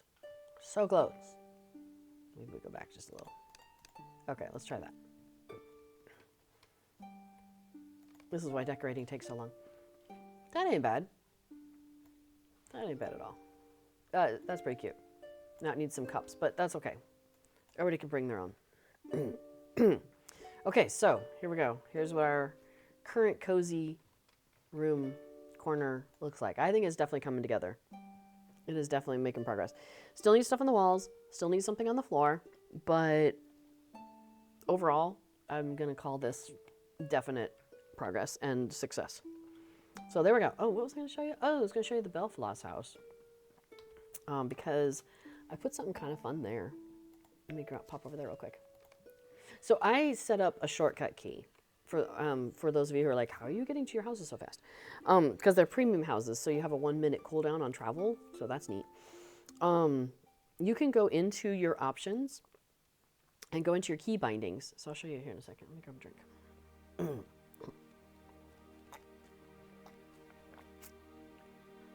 You know, I bought this house to be near another kin member, and then that kin member kind of like hasn't been around much. And I'm like, oh. So I feel bad because I'm kind of by myself out here. Hang on a second. Anyway, well, yeah. So if you go into your options, which is Control O, and you'll see if you go into key mapping, which is the button second from the bottom here. So, and then I put, I can't remember what it's called. Let's look up housing. Housing panel. There we go. If you go to housing panel or just search for it. I set Shift H as a shortcut key so I could get to my housing panel because as you may have noticed, I have a few houses that I have access to, and I like being able to just bop back and forth between them. It's really handy. So I pilfered the minecart, which I just forgot to go put in my house. From here, I had it out in the yard. I'm like, nobody's seeing it here, so I'm gonna go put it in one of my Lindleby houses. Check this action. I got this cool, like, worn out bridge, ruined Anorian bridge, and I just thought, you know, why not stick a ruin in Belfast? And see, you can like stand on it and stuff. It's kind of cool. I love this little bridge. I might stick it in Lindleby at some point, but my Lindleby yard's pretty busy, and like it's pretty full. So anyway, I just thought that was a cool little bridge, and I'm like, sure, I'll get me one of them. Why not? So that's fun. Okay, let's go do festival with this girl. So first thing I want to do is go to Lalia's Market, which is that one. And I feel it's almost time to get another cough drop so I can try to not cough in y'all's ears. Right? Yes. Quote, let's quote the innkeeper. The mysterious floating teapot. Every good Hobbit house should have one. All right. In case you are not familiar with this thing I just did, this is a skill called Travel to Lalia's Market. And if you come into Lalia's Market, you go into this stall right here. Lalia is right there. And she has a skill called Return to Lalia's Market, which will cost you 3 mithril coins, which sounds like a lot, but you can get 5 of them for like 50 LOTRO points normally. That's not when they're on sale even. And so you could get 3 right away. And there's like no limit. Like it's level 5 or something like that. It's like, oh, it doesn't say there. But it's like you can get it really early on in your character's life. So that is really handy. Yeah, Lost Shire says, I have learned that skill is so useful. It is so useful. I love it. It's one of the first, if I have a main character somewhere on a server, it's like one of the first things I make sure that they have, because getting in and out of Bree is just so handy. You're always going in and out of Bree, like constantly, right? Okay, so we're going to do like we did an hour and a half ago. And I'm going to talk to Avery Crabapple, grab his hey, go pick flowers for an hour quest. And then we're going to pop up to the festival. Couple of things. So I've probably shown some of you this trick before too. I'm going to go up to the prancing pony because there is a horse here. And once you get past the door, if you just select the first thing, it's going to be this pony right here, which is the Bree-land Festival Grounds. So it's also like an immediate travel. So boom, I'm right here, which is kind of handy. Thus quoth the innkeeper says, I like your little travel skills pop-up window. Is that from a UI plugin? It is. Would you do something for me? I am a huge fan of plugins. I'm really enjoying using them in the game. That particular one is called Travel Window 2. And so as a hunter, I have a lot of travel skills. So I just find it really handy for kind of keeping everything in one place.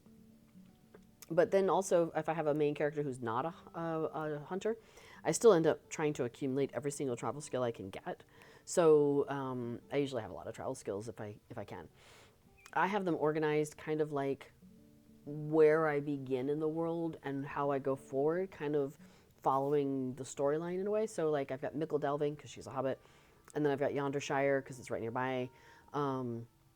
Then we've got Swanfleet and Cardolan. So I've got like the low level stuff there first. And then it continues on from there. And then I have my personal skills, the things I can't take my fellowship along with me after that. So like all my milestone skills, and then like my housing skills are there. And then there's some new ones that I haven't like gotten into the right order.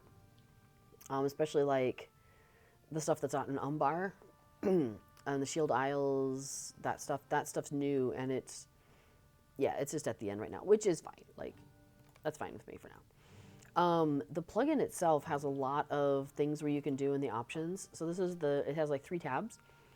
The general tab, really handy. You can set that up how you like it. Enable is nice because you can be like, hey, I don't ever want to see these specific things. Just don't show them to me. Like, I probably have unchecked. Maybe I didn't, but like, oh yeah, here we go. Reputation, like with Thorn's Gate and Bree, you can earn a travel skill with them by getting to like max reputation, and then you give them tokens to a specific person and they'll give you the travel skill to their spot. But again, it's a just you. It doesn't include your fellowship. And I never want to use anything that doesn't include my fellowship. I don't even want to have to think about it. I just always use my fellowship version. And so I've gone ahead and unchecked those because I never want to see those. And then on the sorting, you can move things around. The only thing that, and I've kind of mentioned this to the plugin developer, well, through B4 especially, who is also a plugin developer, is I would love to have more ability to be able to move these things around a little easier in some fashions. For example, if I wanted to move, let's say, just any one of these, like down here at the bottom, because they're the new ones, so they're at the bottom. If I wanted to move one of these and be like, hey, I would like it to be right here, I have to either move it to the top and then one step at a time move it down, down, down, down, down. Or, you know, I can move it up one step at a time. So basically you only have 4 options. You can move all the way to the top, you can move a scale all the way to the bottom, or you can move it one step at a time through the things. So what I did is, with one of my characters, one of my main characters, I basically got the whole thing sorted the way I wanted to, and then I saved that file, and then with B4's help, we went in and found that file, and then I basically copied that to every single other one of my servers and my other characters and everything. So everybody who has this plugin has this set of ordered lists that I have customized for myself. It'd be neat to have an easier way to do that, whether it be like putting numbers next to them, or, you know, I don't know, but, or be like, ignore this chunk, and then I could just like be bonk, bonk, you know, and it would just skip right over a whole thing. Anyway, suggestions have been given. There may be some changes in the future, but yes, it is really cool. Now that's just that version. You can actually look at it in a multiple different modes as well. I like the icon grid. You can have it just as a text list, just like ba-da-da-da-doom. You can have a carousel where you scroll through. You could have a pull down list. So you've got options. I like the icon grid because I enjoy the pictures. My biggest problem is I forget which one is which. And so like, I can't look at that and be like, oh, it's whatever. I hover over it, and then it's like, oh, that's Snowborn. So sometimes I'll be like running around with the kinship, and they'll be like, oh, hey, let's go to Aldburg. And I'm like, let me find that. Hang on a second. So I have to hover over each one until I find it because I don't know what it looks like. So that's another thing that I'm like, I don't know how to solve that problem, but it'd be neat if there would be a different way for me to find my travel skills, but still have this cool grid. So, I don't know. Yeah, Egg Arthur says, more plugins need an import-export function. Yeah, that would be handy. It'd be handy. Or if I had like, yeah, that'd be neat. Well, luckily for me, I have B4 who can walk me through this. So, but yeah. So we're just going to do the same things we were doing with the last character. So, we're going to grab some wine, deliver it to tables. So, yeah, so thus quoth the innkeeper says, I really need to explore plugins more. So, yeah, plugins I think are pretty cool. There is a crap ton of them. Honey, what's the website? Can you post the link to that? Yes, Egg Arthur. Not everyone has their own personal importer/exporter. I know, right? The plugins website? Yeah, that. So, thus quoth the innkeeper, there is a website, LOTRO interface, before it's going to grab that. Oh, there we go. Or put oh yeah, right. We have a MooBot thing for that. Thanks, honey. So yeah, so LOTROinterface.com has gob tons of LOTRO plugins. That's a great place to go and look for plugins. So, and then once you have like kind of started to dabble a little bit, there's another thing called, what's it called? It's the thingy, the little bubble. Hang on. The plugin compendium? Is that it? Yeah, the plugin compendium, where basically it's kind of like a short list, and it's like all the things that you have already, and then you can also search for things, and so it's kind of like a sub list of like the highlights in a way almost. And it's yeah, it's really handy because you can just like click buttons and be like boop, boop, boop, boop.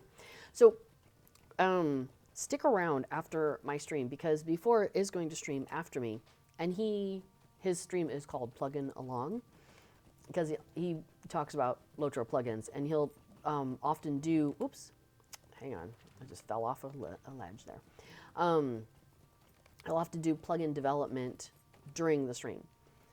So he can talk about plugins and show you some stuff all at the same time. So if you ever have like a question like, hey, how do I do this with this plugin that I'm trying to work with?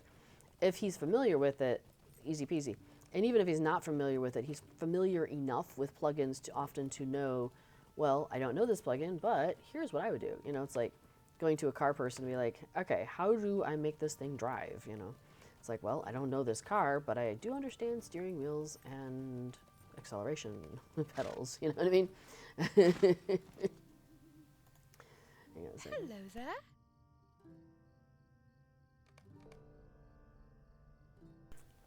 And the good news is you get probably 100% less coughing on his stream today than on mine. Maybe 95% less coughing. A significant reduction in coughing. For a second, I was like, wait, I did pick up the wrapper, right? Yeah, there it is. Okay, cool. Yeah. Right, and then Moobot there also, thank you Before, mentioned some of our favorite plugins. And you'll hear these mentioned often, the ones that are listed there. So Buff Bars is great for combat stuff. Let's see. Deed Tracker, that's one that Before actually put together, and it's fantastic. It looks like this. So it looks like a lot like the in-game deed log. Sorry. In the way it's set up with the tabs are all the same listed and all that. But it can tell you things like, hey, in your race and social deeds, how many have you done? And like, I've done 47% of those that are available to me. So like for my race deeds, I can look through here and be like, oh, okay, cool. I've completed all of those. What about my emotes? Okay, I've got some, and these are hidden deeds, the emotes ones. So whereas if I look here, it's not going to show me the emotes because it's a hidden deed, but they do show up in the deed tracker. And I can see, okay, well, those are the ones I'm still working on. Cool. I have a bunch of food deeds I haven't done. And then you get into the actual events. So like for the spring festival, oh, this is another conversation we've had about the ordering of festivals.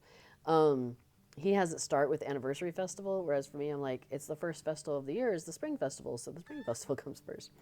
Anyway, oh, I haven't done the fortunes. I haven't collected the fortunes, and I haven't done the dragon consumables. But I can see I have done all of the other Spring Festival things, not including the Bee's Big Business stuff. So I still have those to do. But yeah, so it's really, really handy. I love it. And it tells you, like, if you're like, man, I really wish I had some LOTRO points. I wonder where I could get them. Well, you can, and I've just collapsed it, so you can kind of see, let me just collapse everything. I can see, oh, okay, in my class deeds, I've got like 100 LOTRO points that I could go earn. Or 75 in race and social. Oh, and hey, I've got 6,000 virtue experience outstanding there that I could go and earn. So stuff like that. Really super handy. So Stay and have some yeah, tea. there's so many cool plugins. What else was listed there? Kiki Inventory. I use the other one that's in my bottom. Oh, Alt Inventory. They're both great. Yeah, I would say people like one just as much as they like the other. So they're both really good. Minstrel Buff 2. That's something that Before put together. I'm pretty sure. Yeah. Titan Bar. I've got Titan Bar at the top, and you can customize like what are you looking at up on the top. But I love it because like, oh, that reminds me, I need to go take care of that. I've got like, you can, yeah, I've put my Figments of Splendor and my embers of enchantment and motes of enchantment at the top, so that way if I'm getting close to like maxing out that currency, I can see that. I've got like how much money do I have, how much money do my characters in total have. I can see my backpacks, like I have 10 spaces left on my backpack here. Yeah, I love Titan Bar. It's one of my favorites. Every once in a while there'll be a reason why I've got to like take all my plugins off, and it just drives me crazy. I really don't. I'm so used to having them. So, and travel window too, as you saw. I love it. B4 is a big fan of using daily tasks, which is also in that list. So. Anyway, yeah, he can show you a whole bunch of the stuff. What, I just thought I saw something shiny over here. Nope, guess not. That was the deer. I was like, is it silver? It's not silver. It's just a deer. Oh. The cat is snoring. Hang on, let me see if I can get this down here so you can hear her.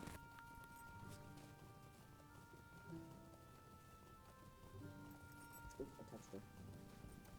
Now she's purring though.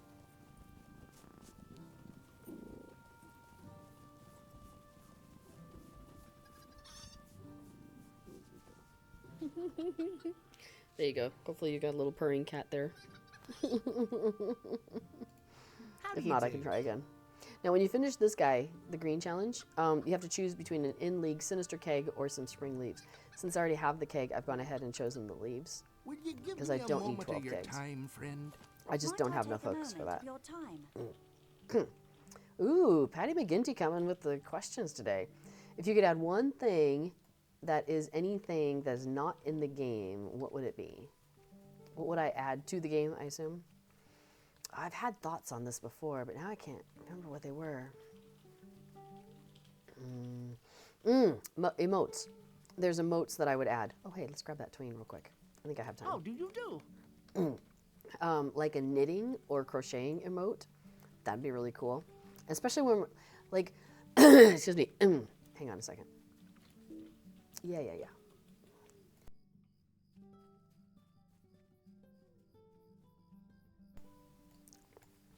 I would love to be able to have emotes that you could do while you're sitting down.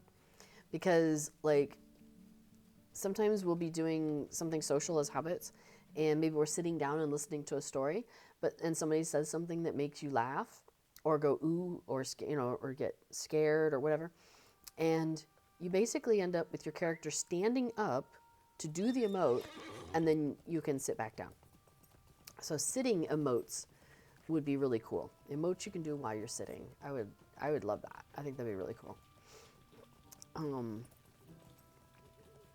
I also think we need a cosmetic pet that is a newt. And the reason is when we do the news on Fridays at the Green Dragon, a bunch of us call it the newts.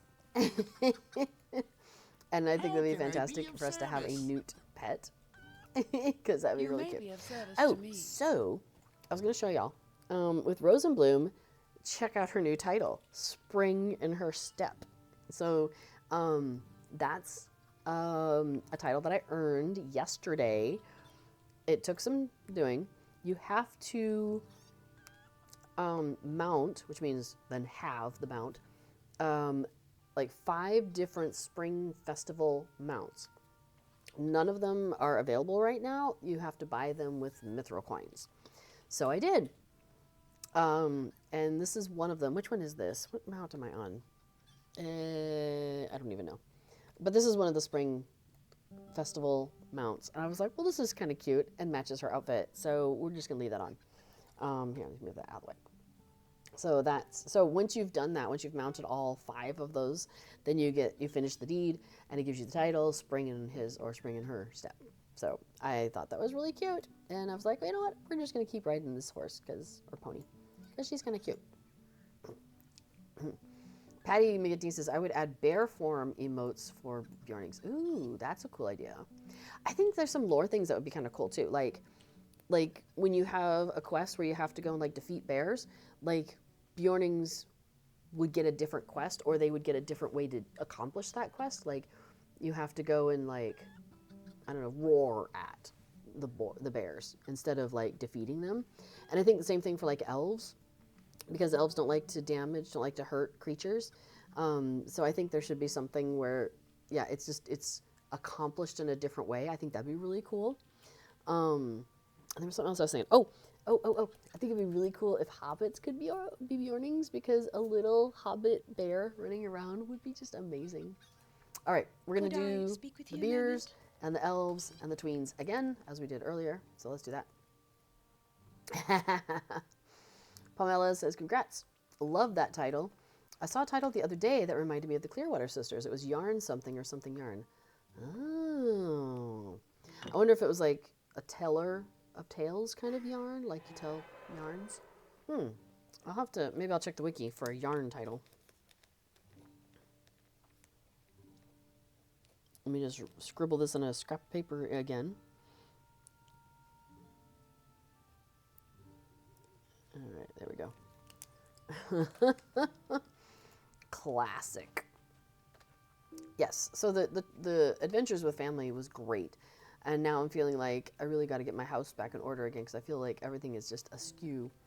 And not that it was while they were here. It's just I feel like I think because we were so busy and we were like everything was a little bit ordered in that regard.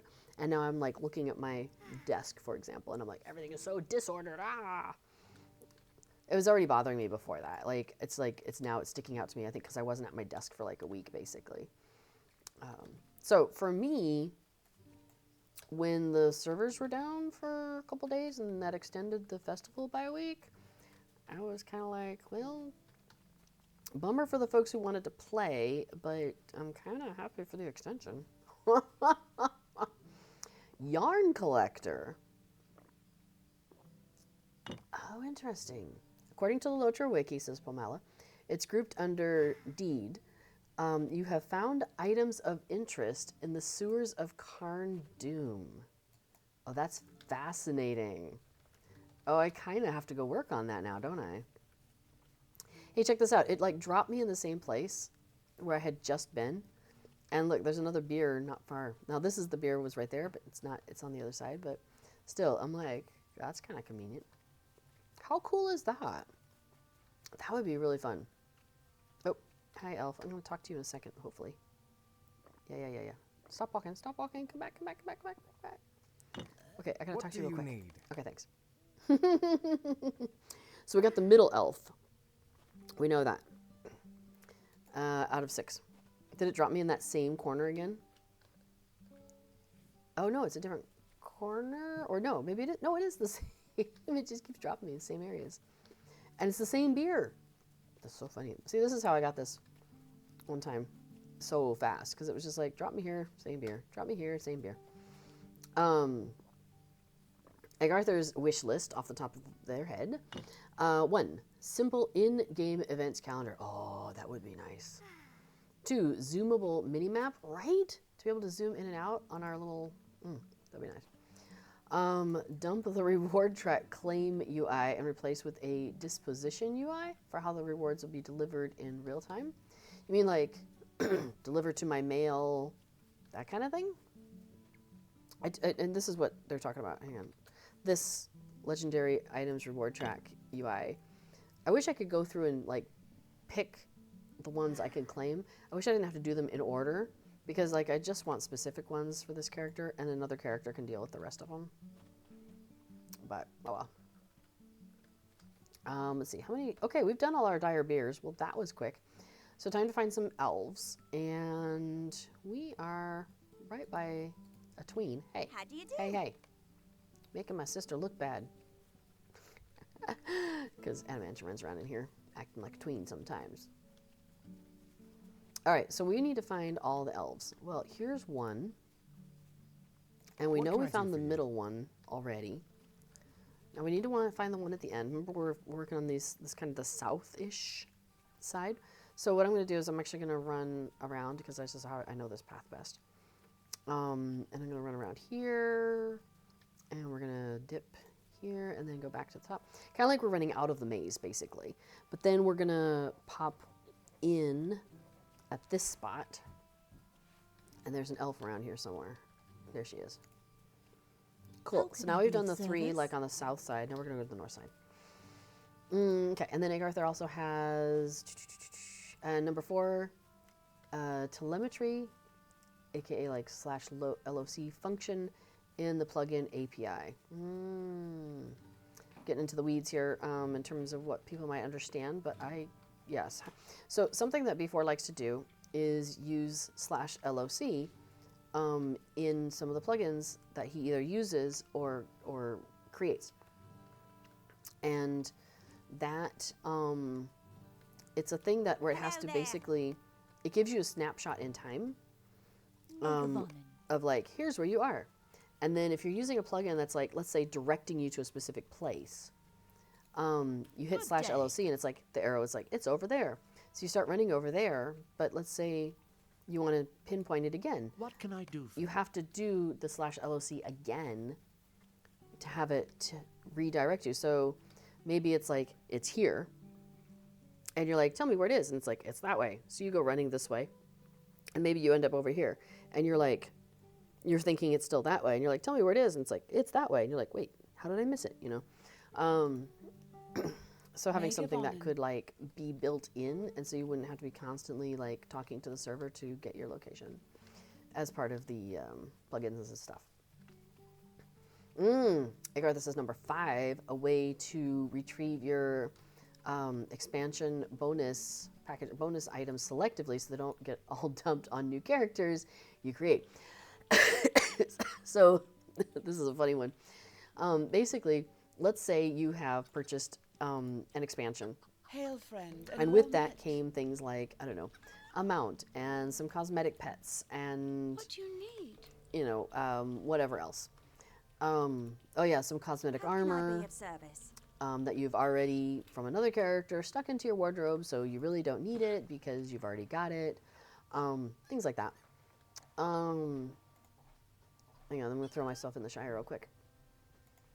So, to be able to be like, yes, give this to my character, yes, give this to my character, yes, give this to my character, but like, no, don't deliver to those other things, that'd be so nice. That'd be cool. Okay, so let's see.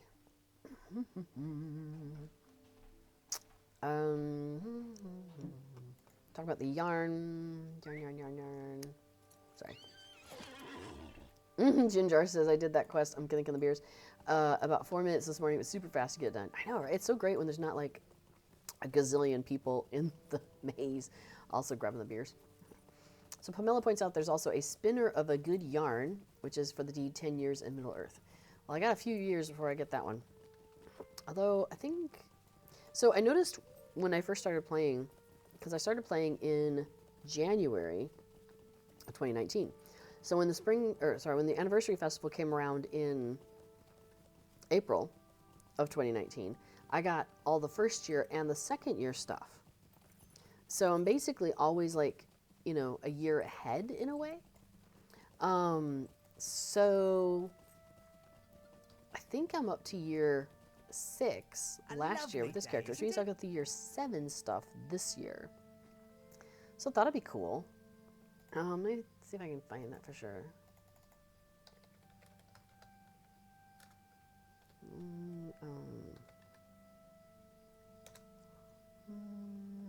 LOTRO Wiki, yeah. I think this is it. Yeah, this is cool. So this is a nice page on the wiki. Let me grab this again. And it shows all the gifts that you get each year. And so, yeah, I got 6th-year already. 7th year, I have not gotten yet. So yeah, so I'll be getting 7-year this year. Oh, it gives me a black steel key. Interesting. And some fireworks. Yeah, all sorts of good stuff. So anyway, all right, where are we going? We gotta go talk to the gaffer. Wait, where am I? Oh, I'm in Bywater. Hello. So anyway, yeah, I thought those are great ideas, Arthur. You guys are all good suggestions. From SSG Brand over on the forums, the April Fool's event has been extended. It says until Wednesday, April 4th, but Wednesday is April 3rd and Thursday is April 4th. So I'm not sure exactly when it's been extended to, but until 3 a.m. on one of those days. I wonder if they fixed it in a later post. And then the Spring Festival is extended an additional week and concludes on basically Tuesday in the middle of the night. So Monday is your last final day of doing the Spring Festival next week. And then be on the lookout for something extra coming from us as a way of saying thank you for your patience. Is there something I can do for you? So we're finding out how the Shire shoes shrews.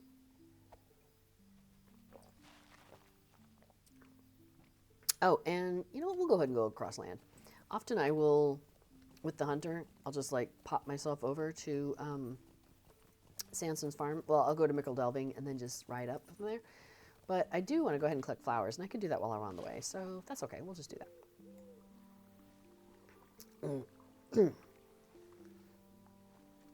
Let's see. Oh yeah. So P4 points out that the Hobbit intro has just enough downtime for me to sort through all of those boxes that you get when you start a new character. So to get through that while running around doing the intro, so that's kind of funny. Are we in the flower zone? We're almost in the flower zone. Yeah, we're in the flower zone now. Flower zone. Let's see. Thus quoth the innkeeper says, I should have all the anniversaries, but alas, I started on the original EU servers run by a different company, so we don't get credit for those. Aww. That's sad. I would have thought they would have been able to consolidate that. Huh. I feel like... Now, were you active every year? Or was it... Because, like... I just feel like if you were active, you could almost put in a ticket and be like, hey, I was active, but I didn't get those. I don't know. Only you know the answer to how active you were during those times, or if you were just like gone for a while. Because I do know that was a thing. Like if people were gone for a while, they didn't count those. Oh hey, I think I can collect copper with this character. Yeah, Rose can do everything. She's handy like that. Oh, hang on, I feel a cough coming on.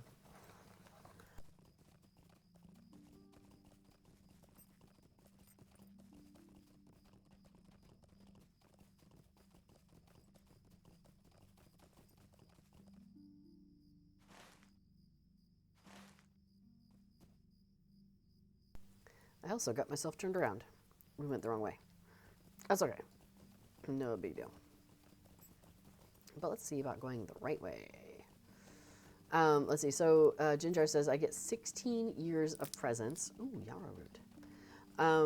Plus ones for XP packs. So every character I create has a full inventory to start with. That's funny. Yeah, I'm not at that point. Oh, I can't pick up branches. Okay. Rose can do most things, but she can't do that. Oh, Egg Arthur says, Moobot's wrong. The post actually says Spring Festival is extended by an additional week and will be concluding at 3 a.m. on Tuesday, April 9th. Wasn't that what it said?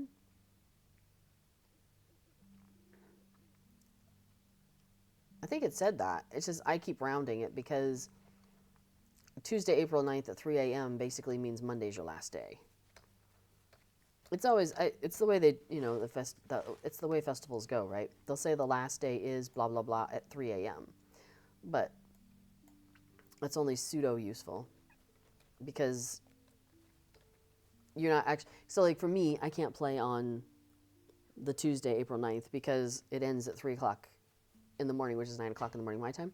But it's still Monday's date in terms of like, I can't pick up a new wrapper. So... yeah. The other event is the 4th.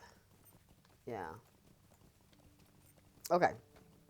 Oh, patch of flowers. Hang on. Distracted. Well, thus quoth the innkeeper. I know you say you only play a couple months of the year, but if you log in basically between... well, so I don't know how it was back then, I should say.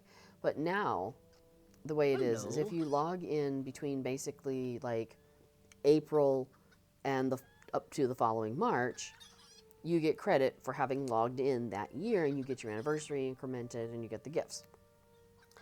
But you have to log in sometime during that basically 12-month period. So if And I don't know if it was that way, though, like 12 years ago or something changed. Why has George got a ring? Oh, I guess I just have more stuff to do. I haven't done all the... I don't think I've done all the chicken quests with this character. I've done a bunch of them, though. We did do some. I think we did some on stream, actually. Patch of flowers. Gotta go get it. All right, so... we're just going to keep trucking along here with Rose and Bloom. Was there something else I was going to show you with Rose? No, I don't remember. Oh, another patch of flowers. Gotta get up there. Now, do I have... what? Let's see. I gotta talk to Maringamel in the Festival Garden.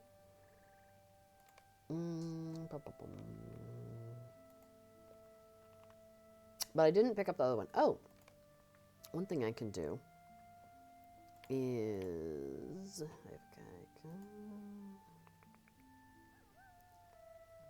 no, I want to go to Duillond, yes. But I can show you the... so what I've been doing, because Rose and Bloom is level 150, so she's totally, like, over-leveled for any level 50 content, for example, let's say. Yeah, thus quote the Amber says, yeah, I should probably check that. Not the end of the world, but would be nice. I get that. Yeah, because there's some cool stuff. Like, the 11-year one is the 11sies emote, and I'm really looking forward to when I get that. Anyway, so let's do a quick thing. So let me switch my combat bar, because emoting at things aren't going to do me any good. And we're going to go to the instance finder. And right now, because it's a seasonal thing, it's Spring Festival, there's this thing called Boss from the Vaults, Naruhel the Red Maid. So what she's got going on is it's always a size 6 group. You can pick from tier 1, 2, or 3, and you can choose the level. So I'm going to plop that thing down to level 50 because I don't actually care about if I get any good stuff, any good drops. What I really want are the festivity tokens that she gives out. And you get those for defeating her in here. Excuse me. Probably won't make a difference. I'm going to drop some traps. Because why not?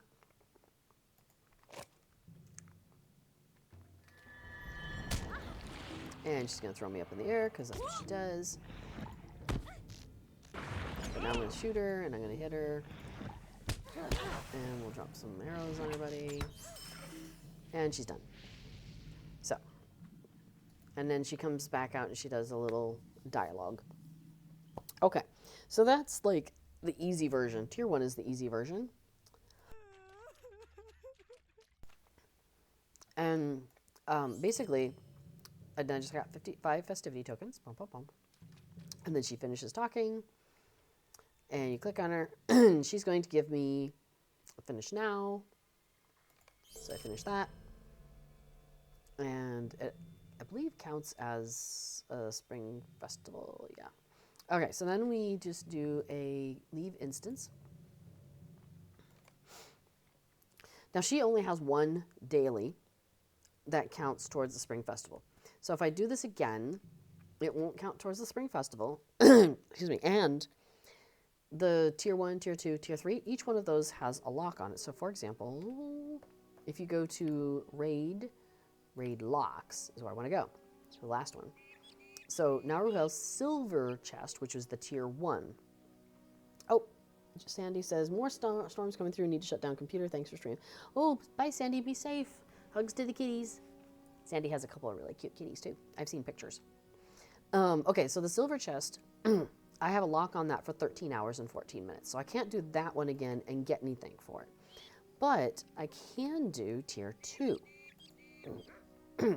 So I'm going to pick the same thing, but I'm going to switch the tier to tier 2. But I'm going to pop it back down to level 50. I forgot to even check. Did I get anything in my inventory? Maybe. You know what? We should just plop those things down. Okay, so we'll be able to notice if anything comes through. When you do this instance, she has the possibility of dropping like a really nice cloak. Well, it's really nice if it's on level, I should say. She also has the possibility of dropping like some of the cosmetic items that you can buy with tokens, festivity tokens. So, shot me in the ear again, little lady. There we go. Now we can start hitting her.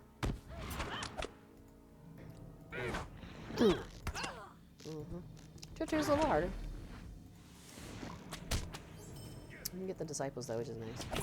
Oh, come on now. There we go. And there she's finished. So I can go raid her chest and get 5 more festivity tokens because that's a different lock. And now she's like, oh no, this is my home. It's all nasty. I'm in a waking nightmare. She was consumed with anger. Order must be restored to this land. It'll take her time, but she'll work on it. And again, I get some more legendary item experience, so that's nice. Completed. And then I'm going to leave the instance. Kabam. Okay, so that's tier 2, which she was a little harder. Sorry. Hang on.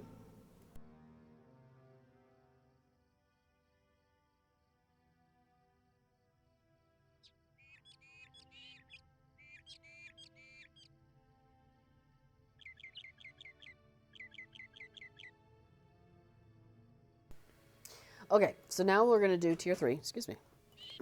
It's like a really bad itch, you know? It's driving me nuts. All right. Anyway, so we're going to skip this up to tier 3. Again, I'm going to do it level 50.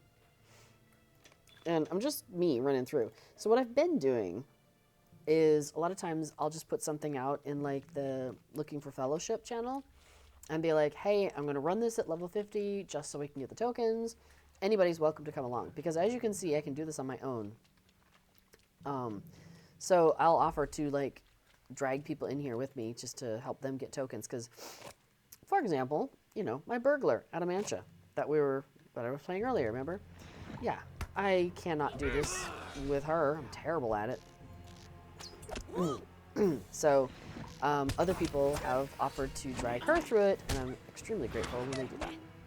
All right, let's get those guys knocked down. So now we have these red guys that keep popping in here, and they're obnoxious. They can take you out in one hit if you're a low-level guy, and that's really frustrating. Yay. So we finished that. She comes out. She's been defeated. We grab the tokens. But after she's done, and actually I'm going to toss down a thing here. Usually this goes in 3 waves, where you work on her, and then she gets immune for a minute. 2 of the guys come from the sides to sacrifice themselves on that altar there. There they are. And then these 2 guys show up. Excuse me. And this is in tier 2 and tier 3. Those 2 guys show up. And then she's beatable, so you bring her down some. And then guys come from the sides, beat them down, and then the red guys come in. So you do that 3 times in a row. And but these last ones come in after you think everything's done. So and I forgot about that. And I was in here with Adamantia, and somebody was protecting me. Everybody else had already exited except for me and the leader of the party. And thankfully, they were still there. And those 2 things came in. I was like, oh no. And I think they had stepped away because like they were just getting beat on for a minute or 2. And I'm like, how am I going to get out of here? Because you can't leave like while you're in combat. If you get hit, you know, it breaks that. I was like, no. So, yeah. But thankfully, they were able to to save me, and it all worked out. Okay, so let's see. Oh, that's the go collect things. This is turn in the shrews thing. Looks like we are ready to pick up the next quest thing. Stay a moment. So let's grab that. How much time do we have? Let's look at the area chat. Okay, cool. Doesn't say anything. Because there's an elf in Why don't here you spare a moment of your time? who will say 10 seconds. First they say 1 minute, and then they'll say 10 seconds. It's that elf right there, that townsperson. So if you look at your area chat, that's one way to tell. Oh my gosh, my bag is full. That's annoying. Let me see if I can sell something here. Yeah, we'll sell that. And that's level 52. Not going to do me any good. And we can sell those copper scraps. Oh, I think I'm supposed to keep that. So I was running around in, what's that place? The PVMP area, the Ettenmoors. I was running around in there yesterday, trying to help protect chickens, people who were doing the run as chickens. Oh yeah, I need to put that dress into my wardrobe. And I guess I don't need a map to the Spring Festival because, like, I'm a hunter and I can get myself there. Anyway, that should help bring down my inventory problem just slightly. It's better. Cool.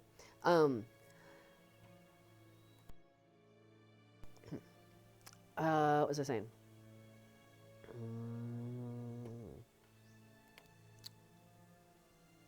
I totally just forgot what I was saying. Somebody rewind the tape.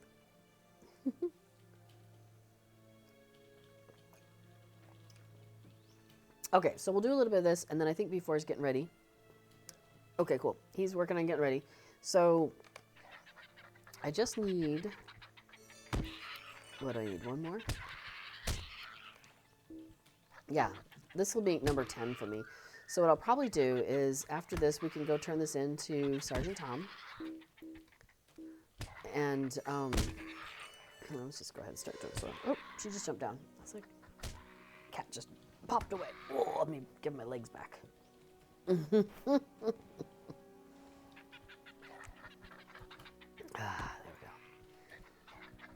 Yeah, so then we'll go turn this into Sergeant Tom, and then I will turn it over to B4, who will talk about plugins. So, yay!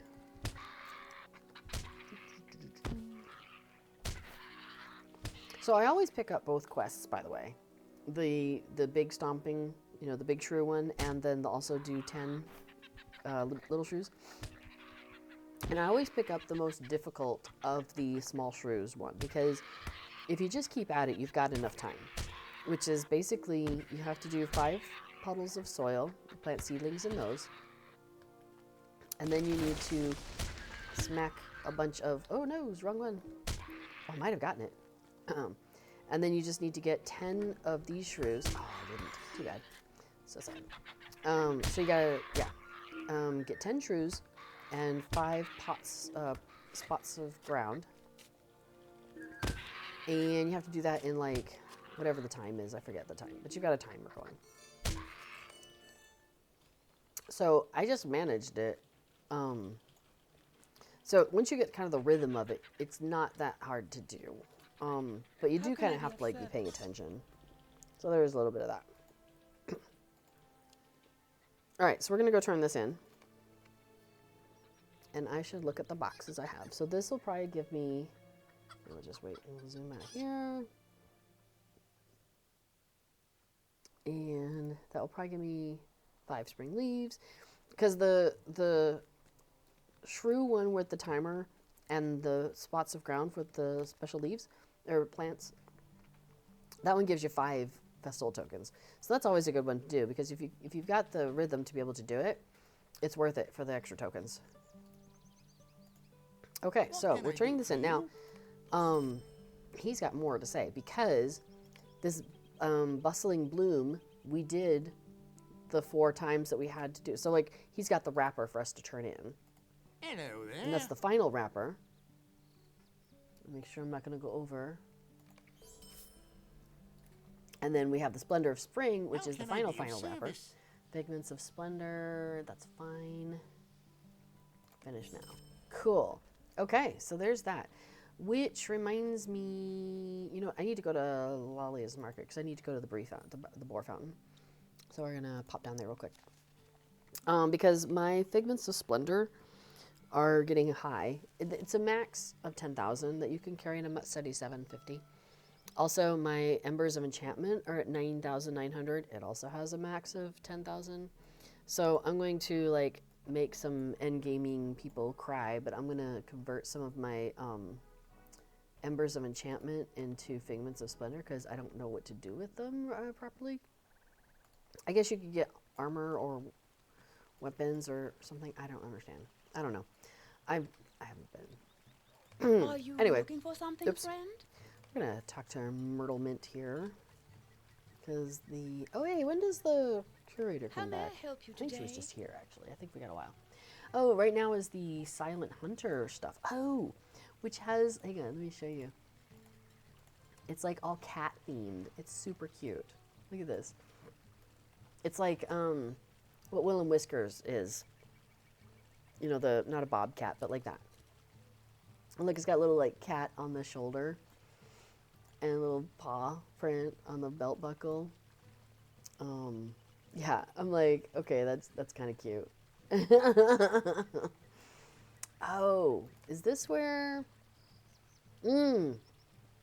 people were using their black steel keys on the boxes that you can get that drop like crazy until you tell it not to?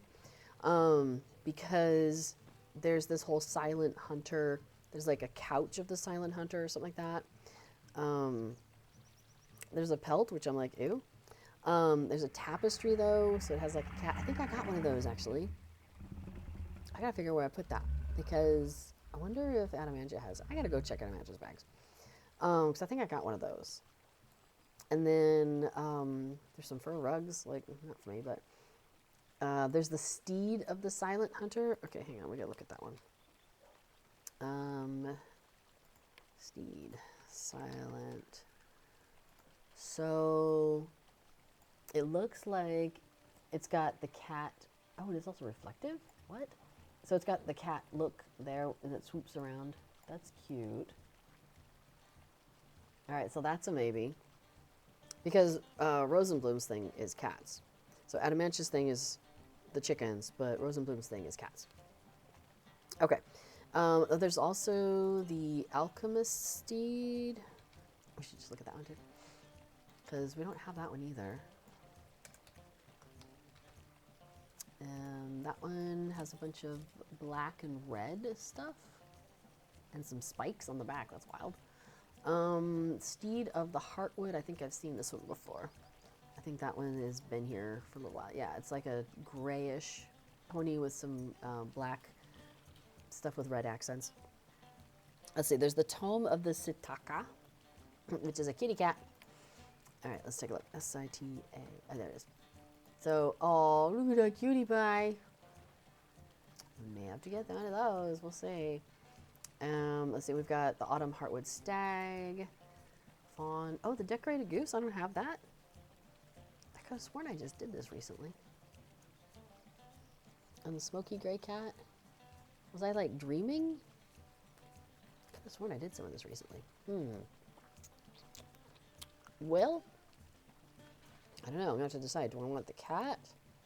Or do I want the mount?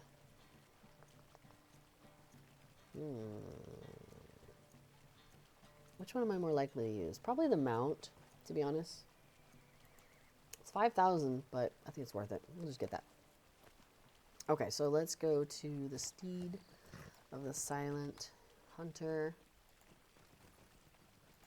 Alright, so we're gonna... What do you mean this skill cannot be used? Oh, do I have to... Oh, I have to do it from here. Sorry, I hadn't consumed it yet. Let's do that real quick. Alright, so now back to the thing, and there it is. Let's take a look.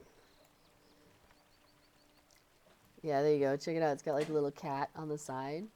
I may have to create a new outfit for Rosenblum to match this, because this is really cute. I love the cat on the side. That's super adorable. That pony looks huge. But aside from that, it's very pretty though. Oh, it's got a little paw print in the front too. I don't know if you can see that. There we go. And then, can you see the side? A little bit. Nope, you can't. Hang on, let me turn around the other way maybe. There we go. You can see the cat image there. That's too cute. Yeah, Palmella says, oh my gosh, I didn't realize it was a cat. That is really cute. I like that. All right. Okay, that was worth it. So now I gotta make a new outfit, but that's okay. You know, such a hardship we have to endure. Okay, and then the other thing is I need to swap over. Are you looking for something, Oh no, it's not friend? there, is it? It's in the other part. It's in the regular. Are you Boop, boop, looking for boom. something, friend? So we're going to spend some of our embers of enchantment to get Figments of Splendor. There we go. So I've spent that down a little bit. And then I'll have to decide which of the items am I getting or not getting. I'll have to go back with, check on Adamantia too. Oh, and I wanted to grab my Hobbit gift. All right, cool. Okay, well, I think we're going to start wrapping it up here. Did I talk to Tom? I did. That's right. So I think we're going to wrap it up here. Excuse me. Probably should. Awesome. All right. I'm going to stick around with Rose for a couple more minutes, but I'm going to go ahead and end the stream and give my my vocal cords a break. I think it's about time. So, have a great rest of your day, everybody. I hope you get a chance to get in and enjoy the festival during this extra bonus time that we're getting, so that's really nice. Thank you, SSG, for that. Really appreciated, in my case, in the sense that I basically lost a week because we had visitors and I wasn't playing while they were here, basically. So I'm glad I get the double dip, as it were, by both having time with our family and getting to still do the Spring Festival. So, yay! So yeah, make sure you go out and get all those cool things that you wanted to get. Huge thanks to SSG for giving us some bonus time and everything. And thanks everybody for the thank yous in the chat. I'm sure Kato and Casper wave their paws goodbye too as well. All right, everybody, have a great time. Ooh. I wish you could click on a person and find out what steed they're riding. You just have to know. That's a cool one, though. I like the purple. All right. Anyway, enough for being distracted. Have a great day and stay connected to that Hobbit side of your heart, as I say. Stick around for B4, who will be talking about plugins, LOTRO plugins here on in Lord of the Rings Online. And I will see you all next week. Bye-bye, everybody.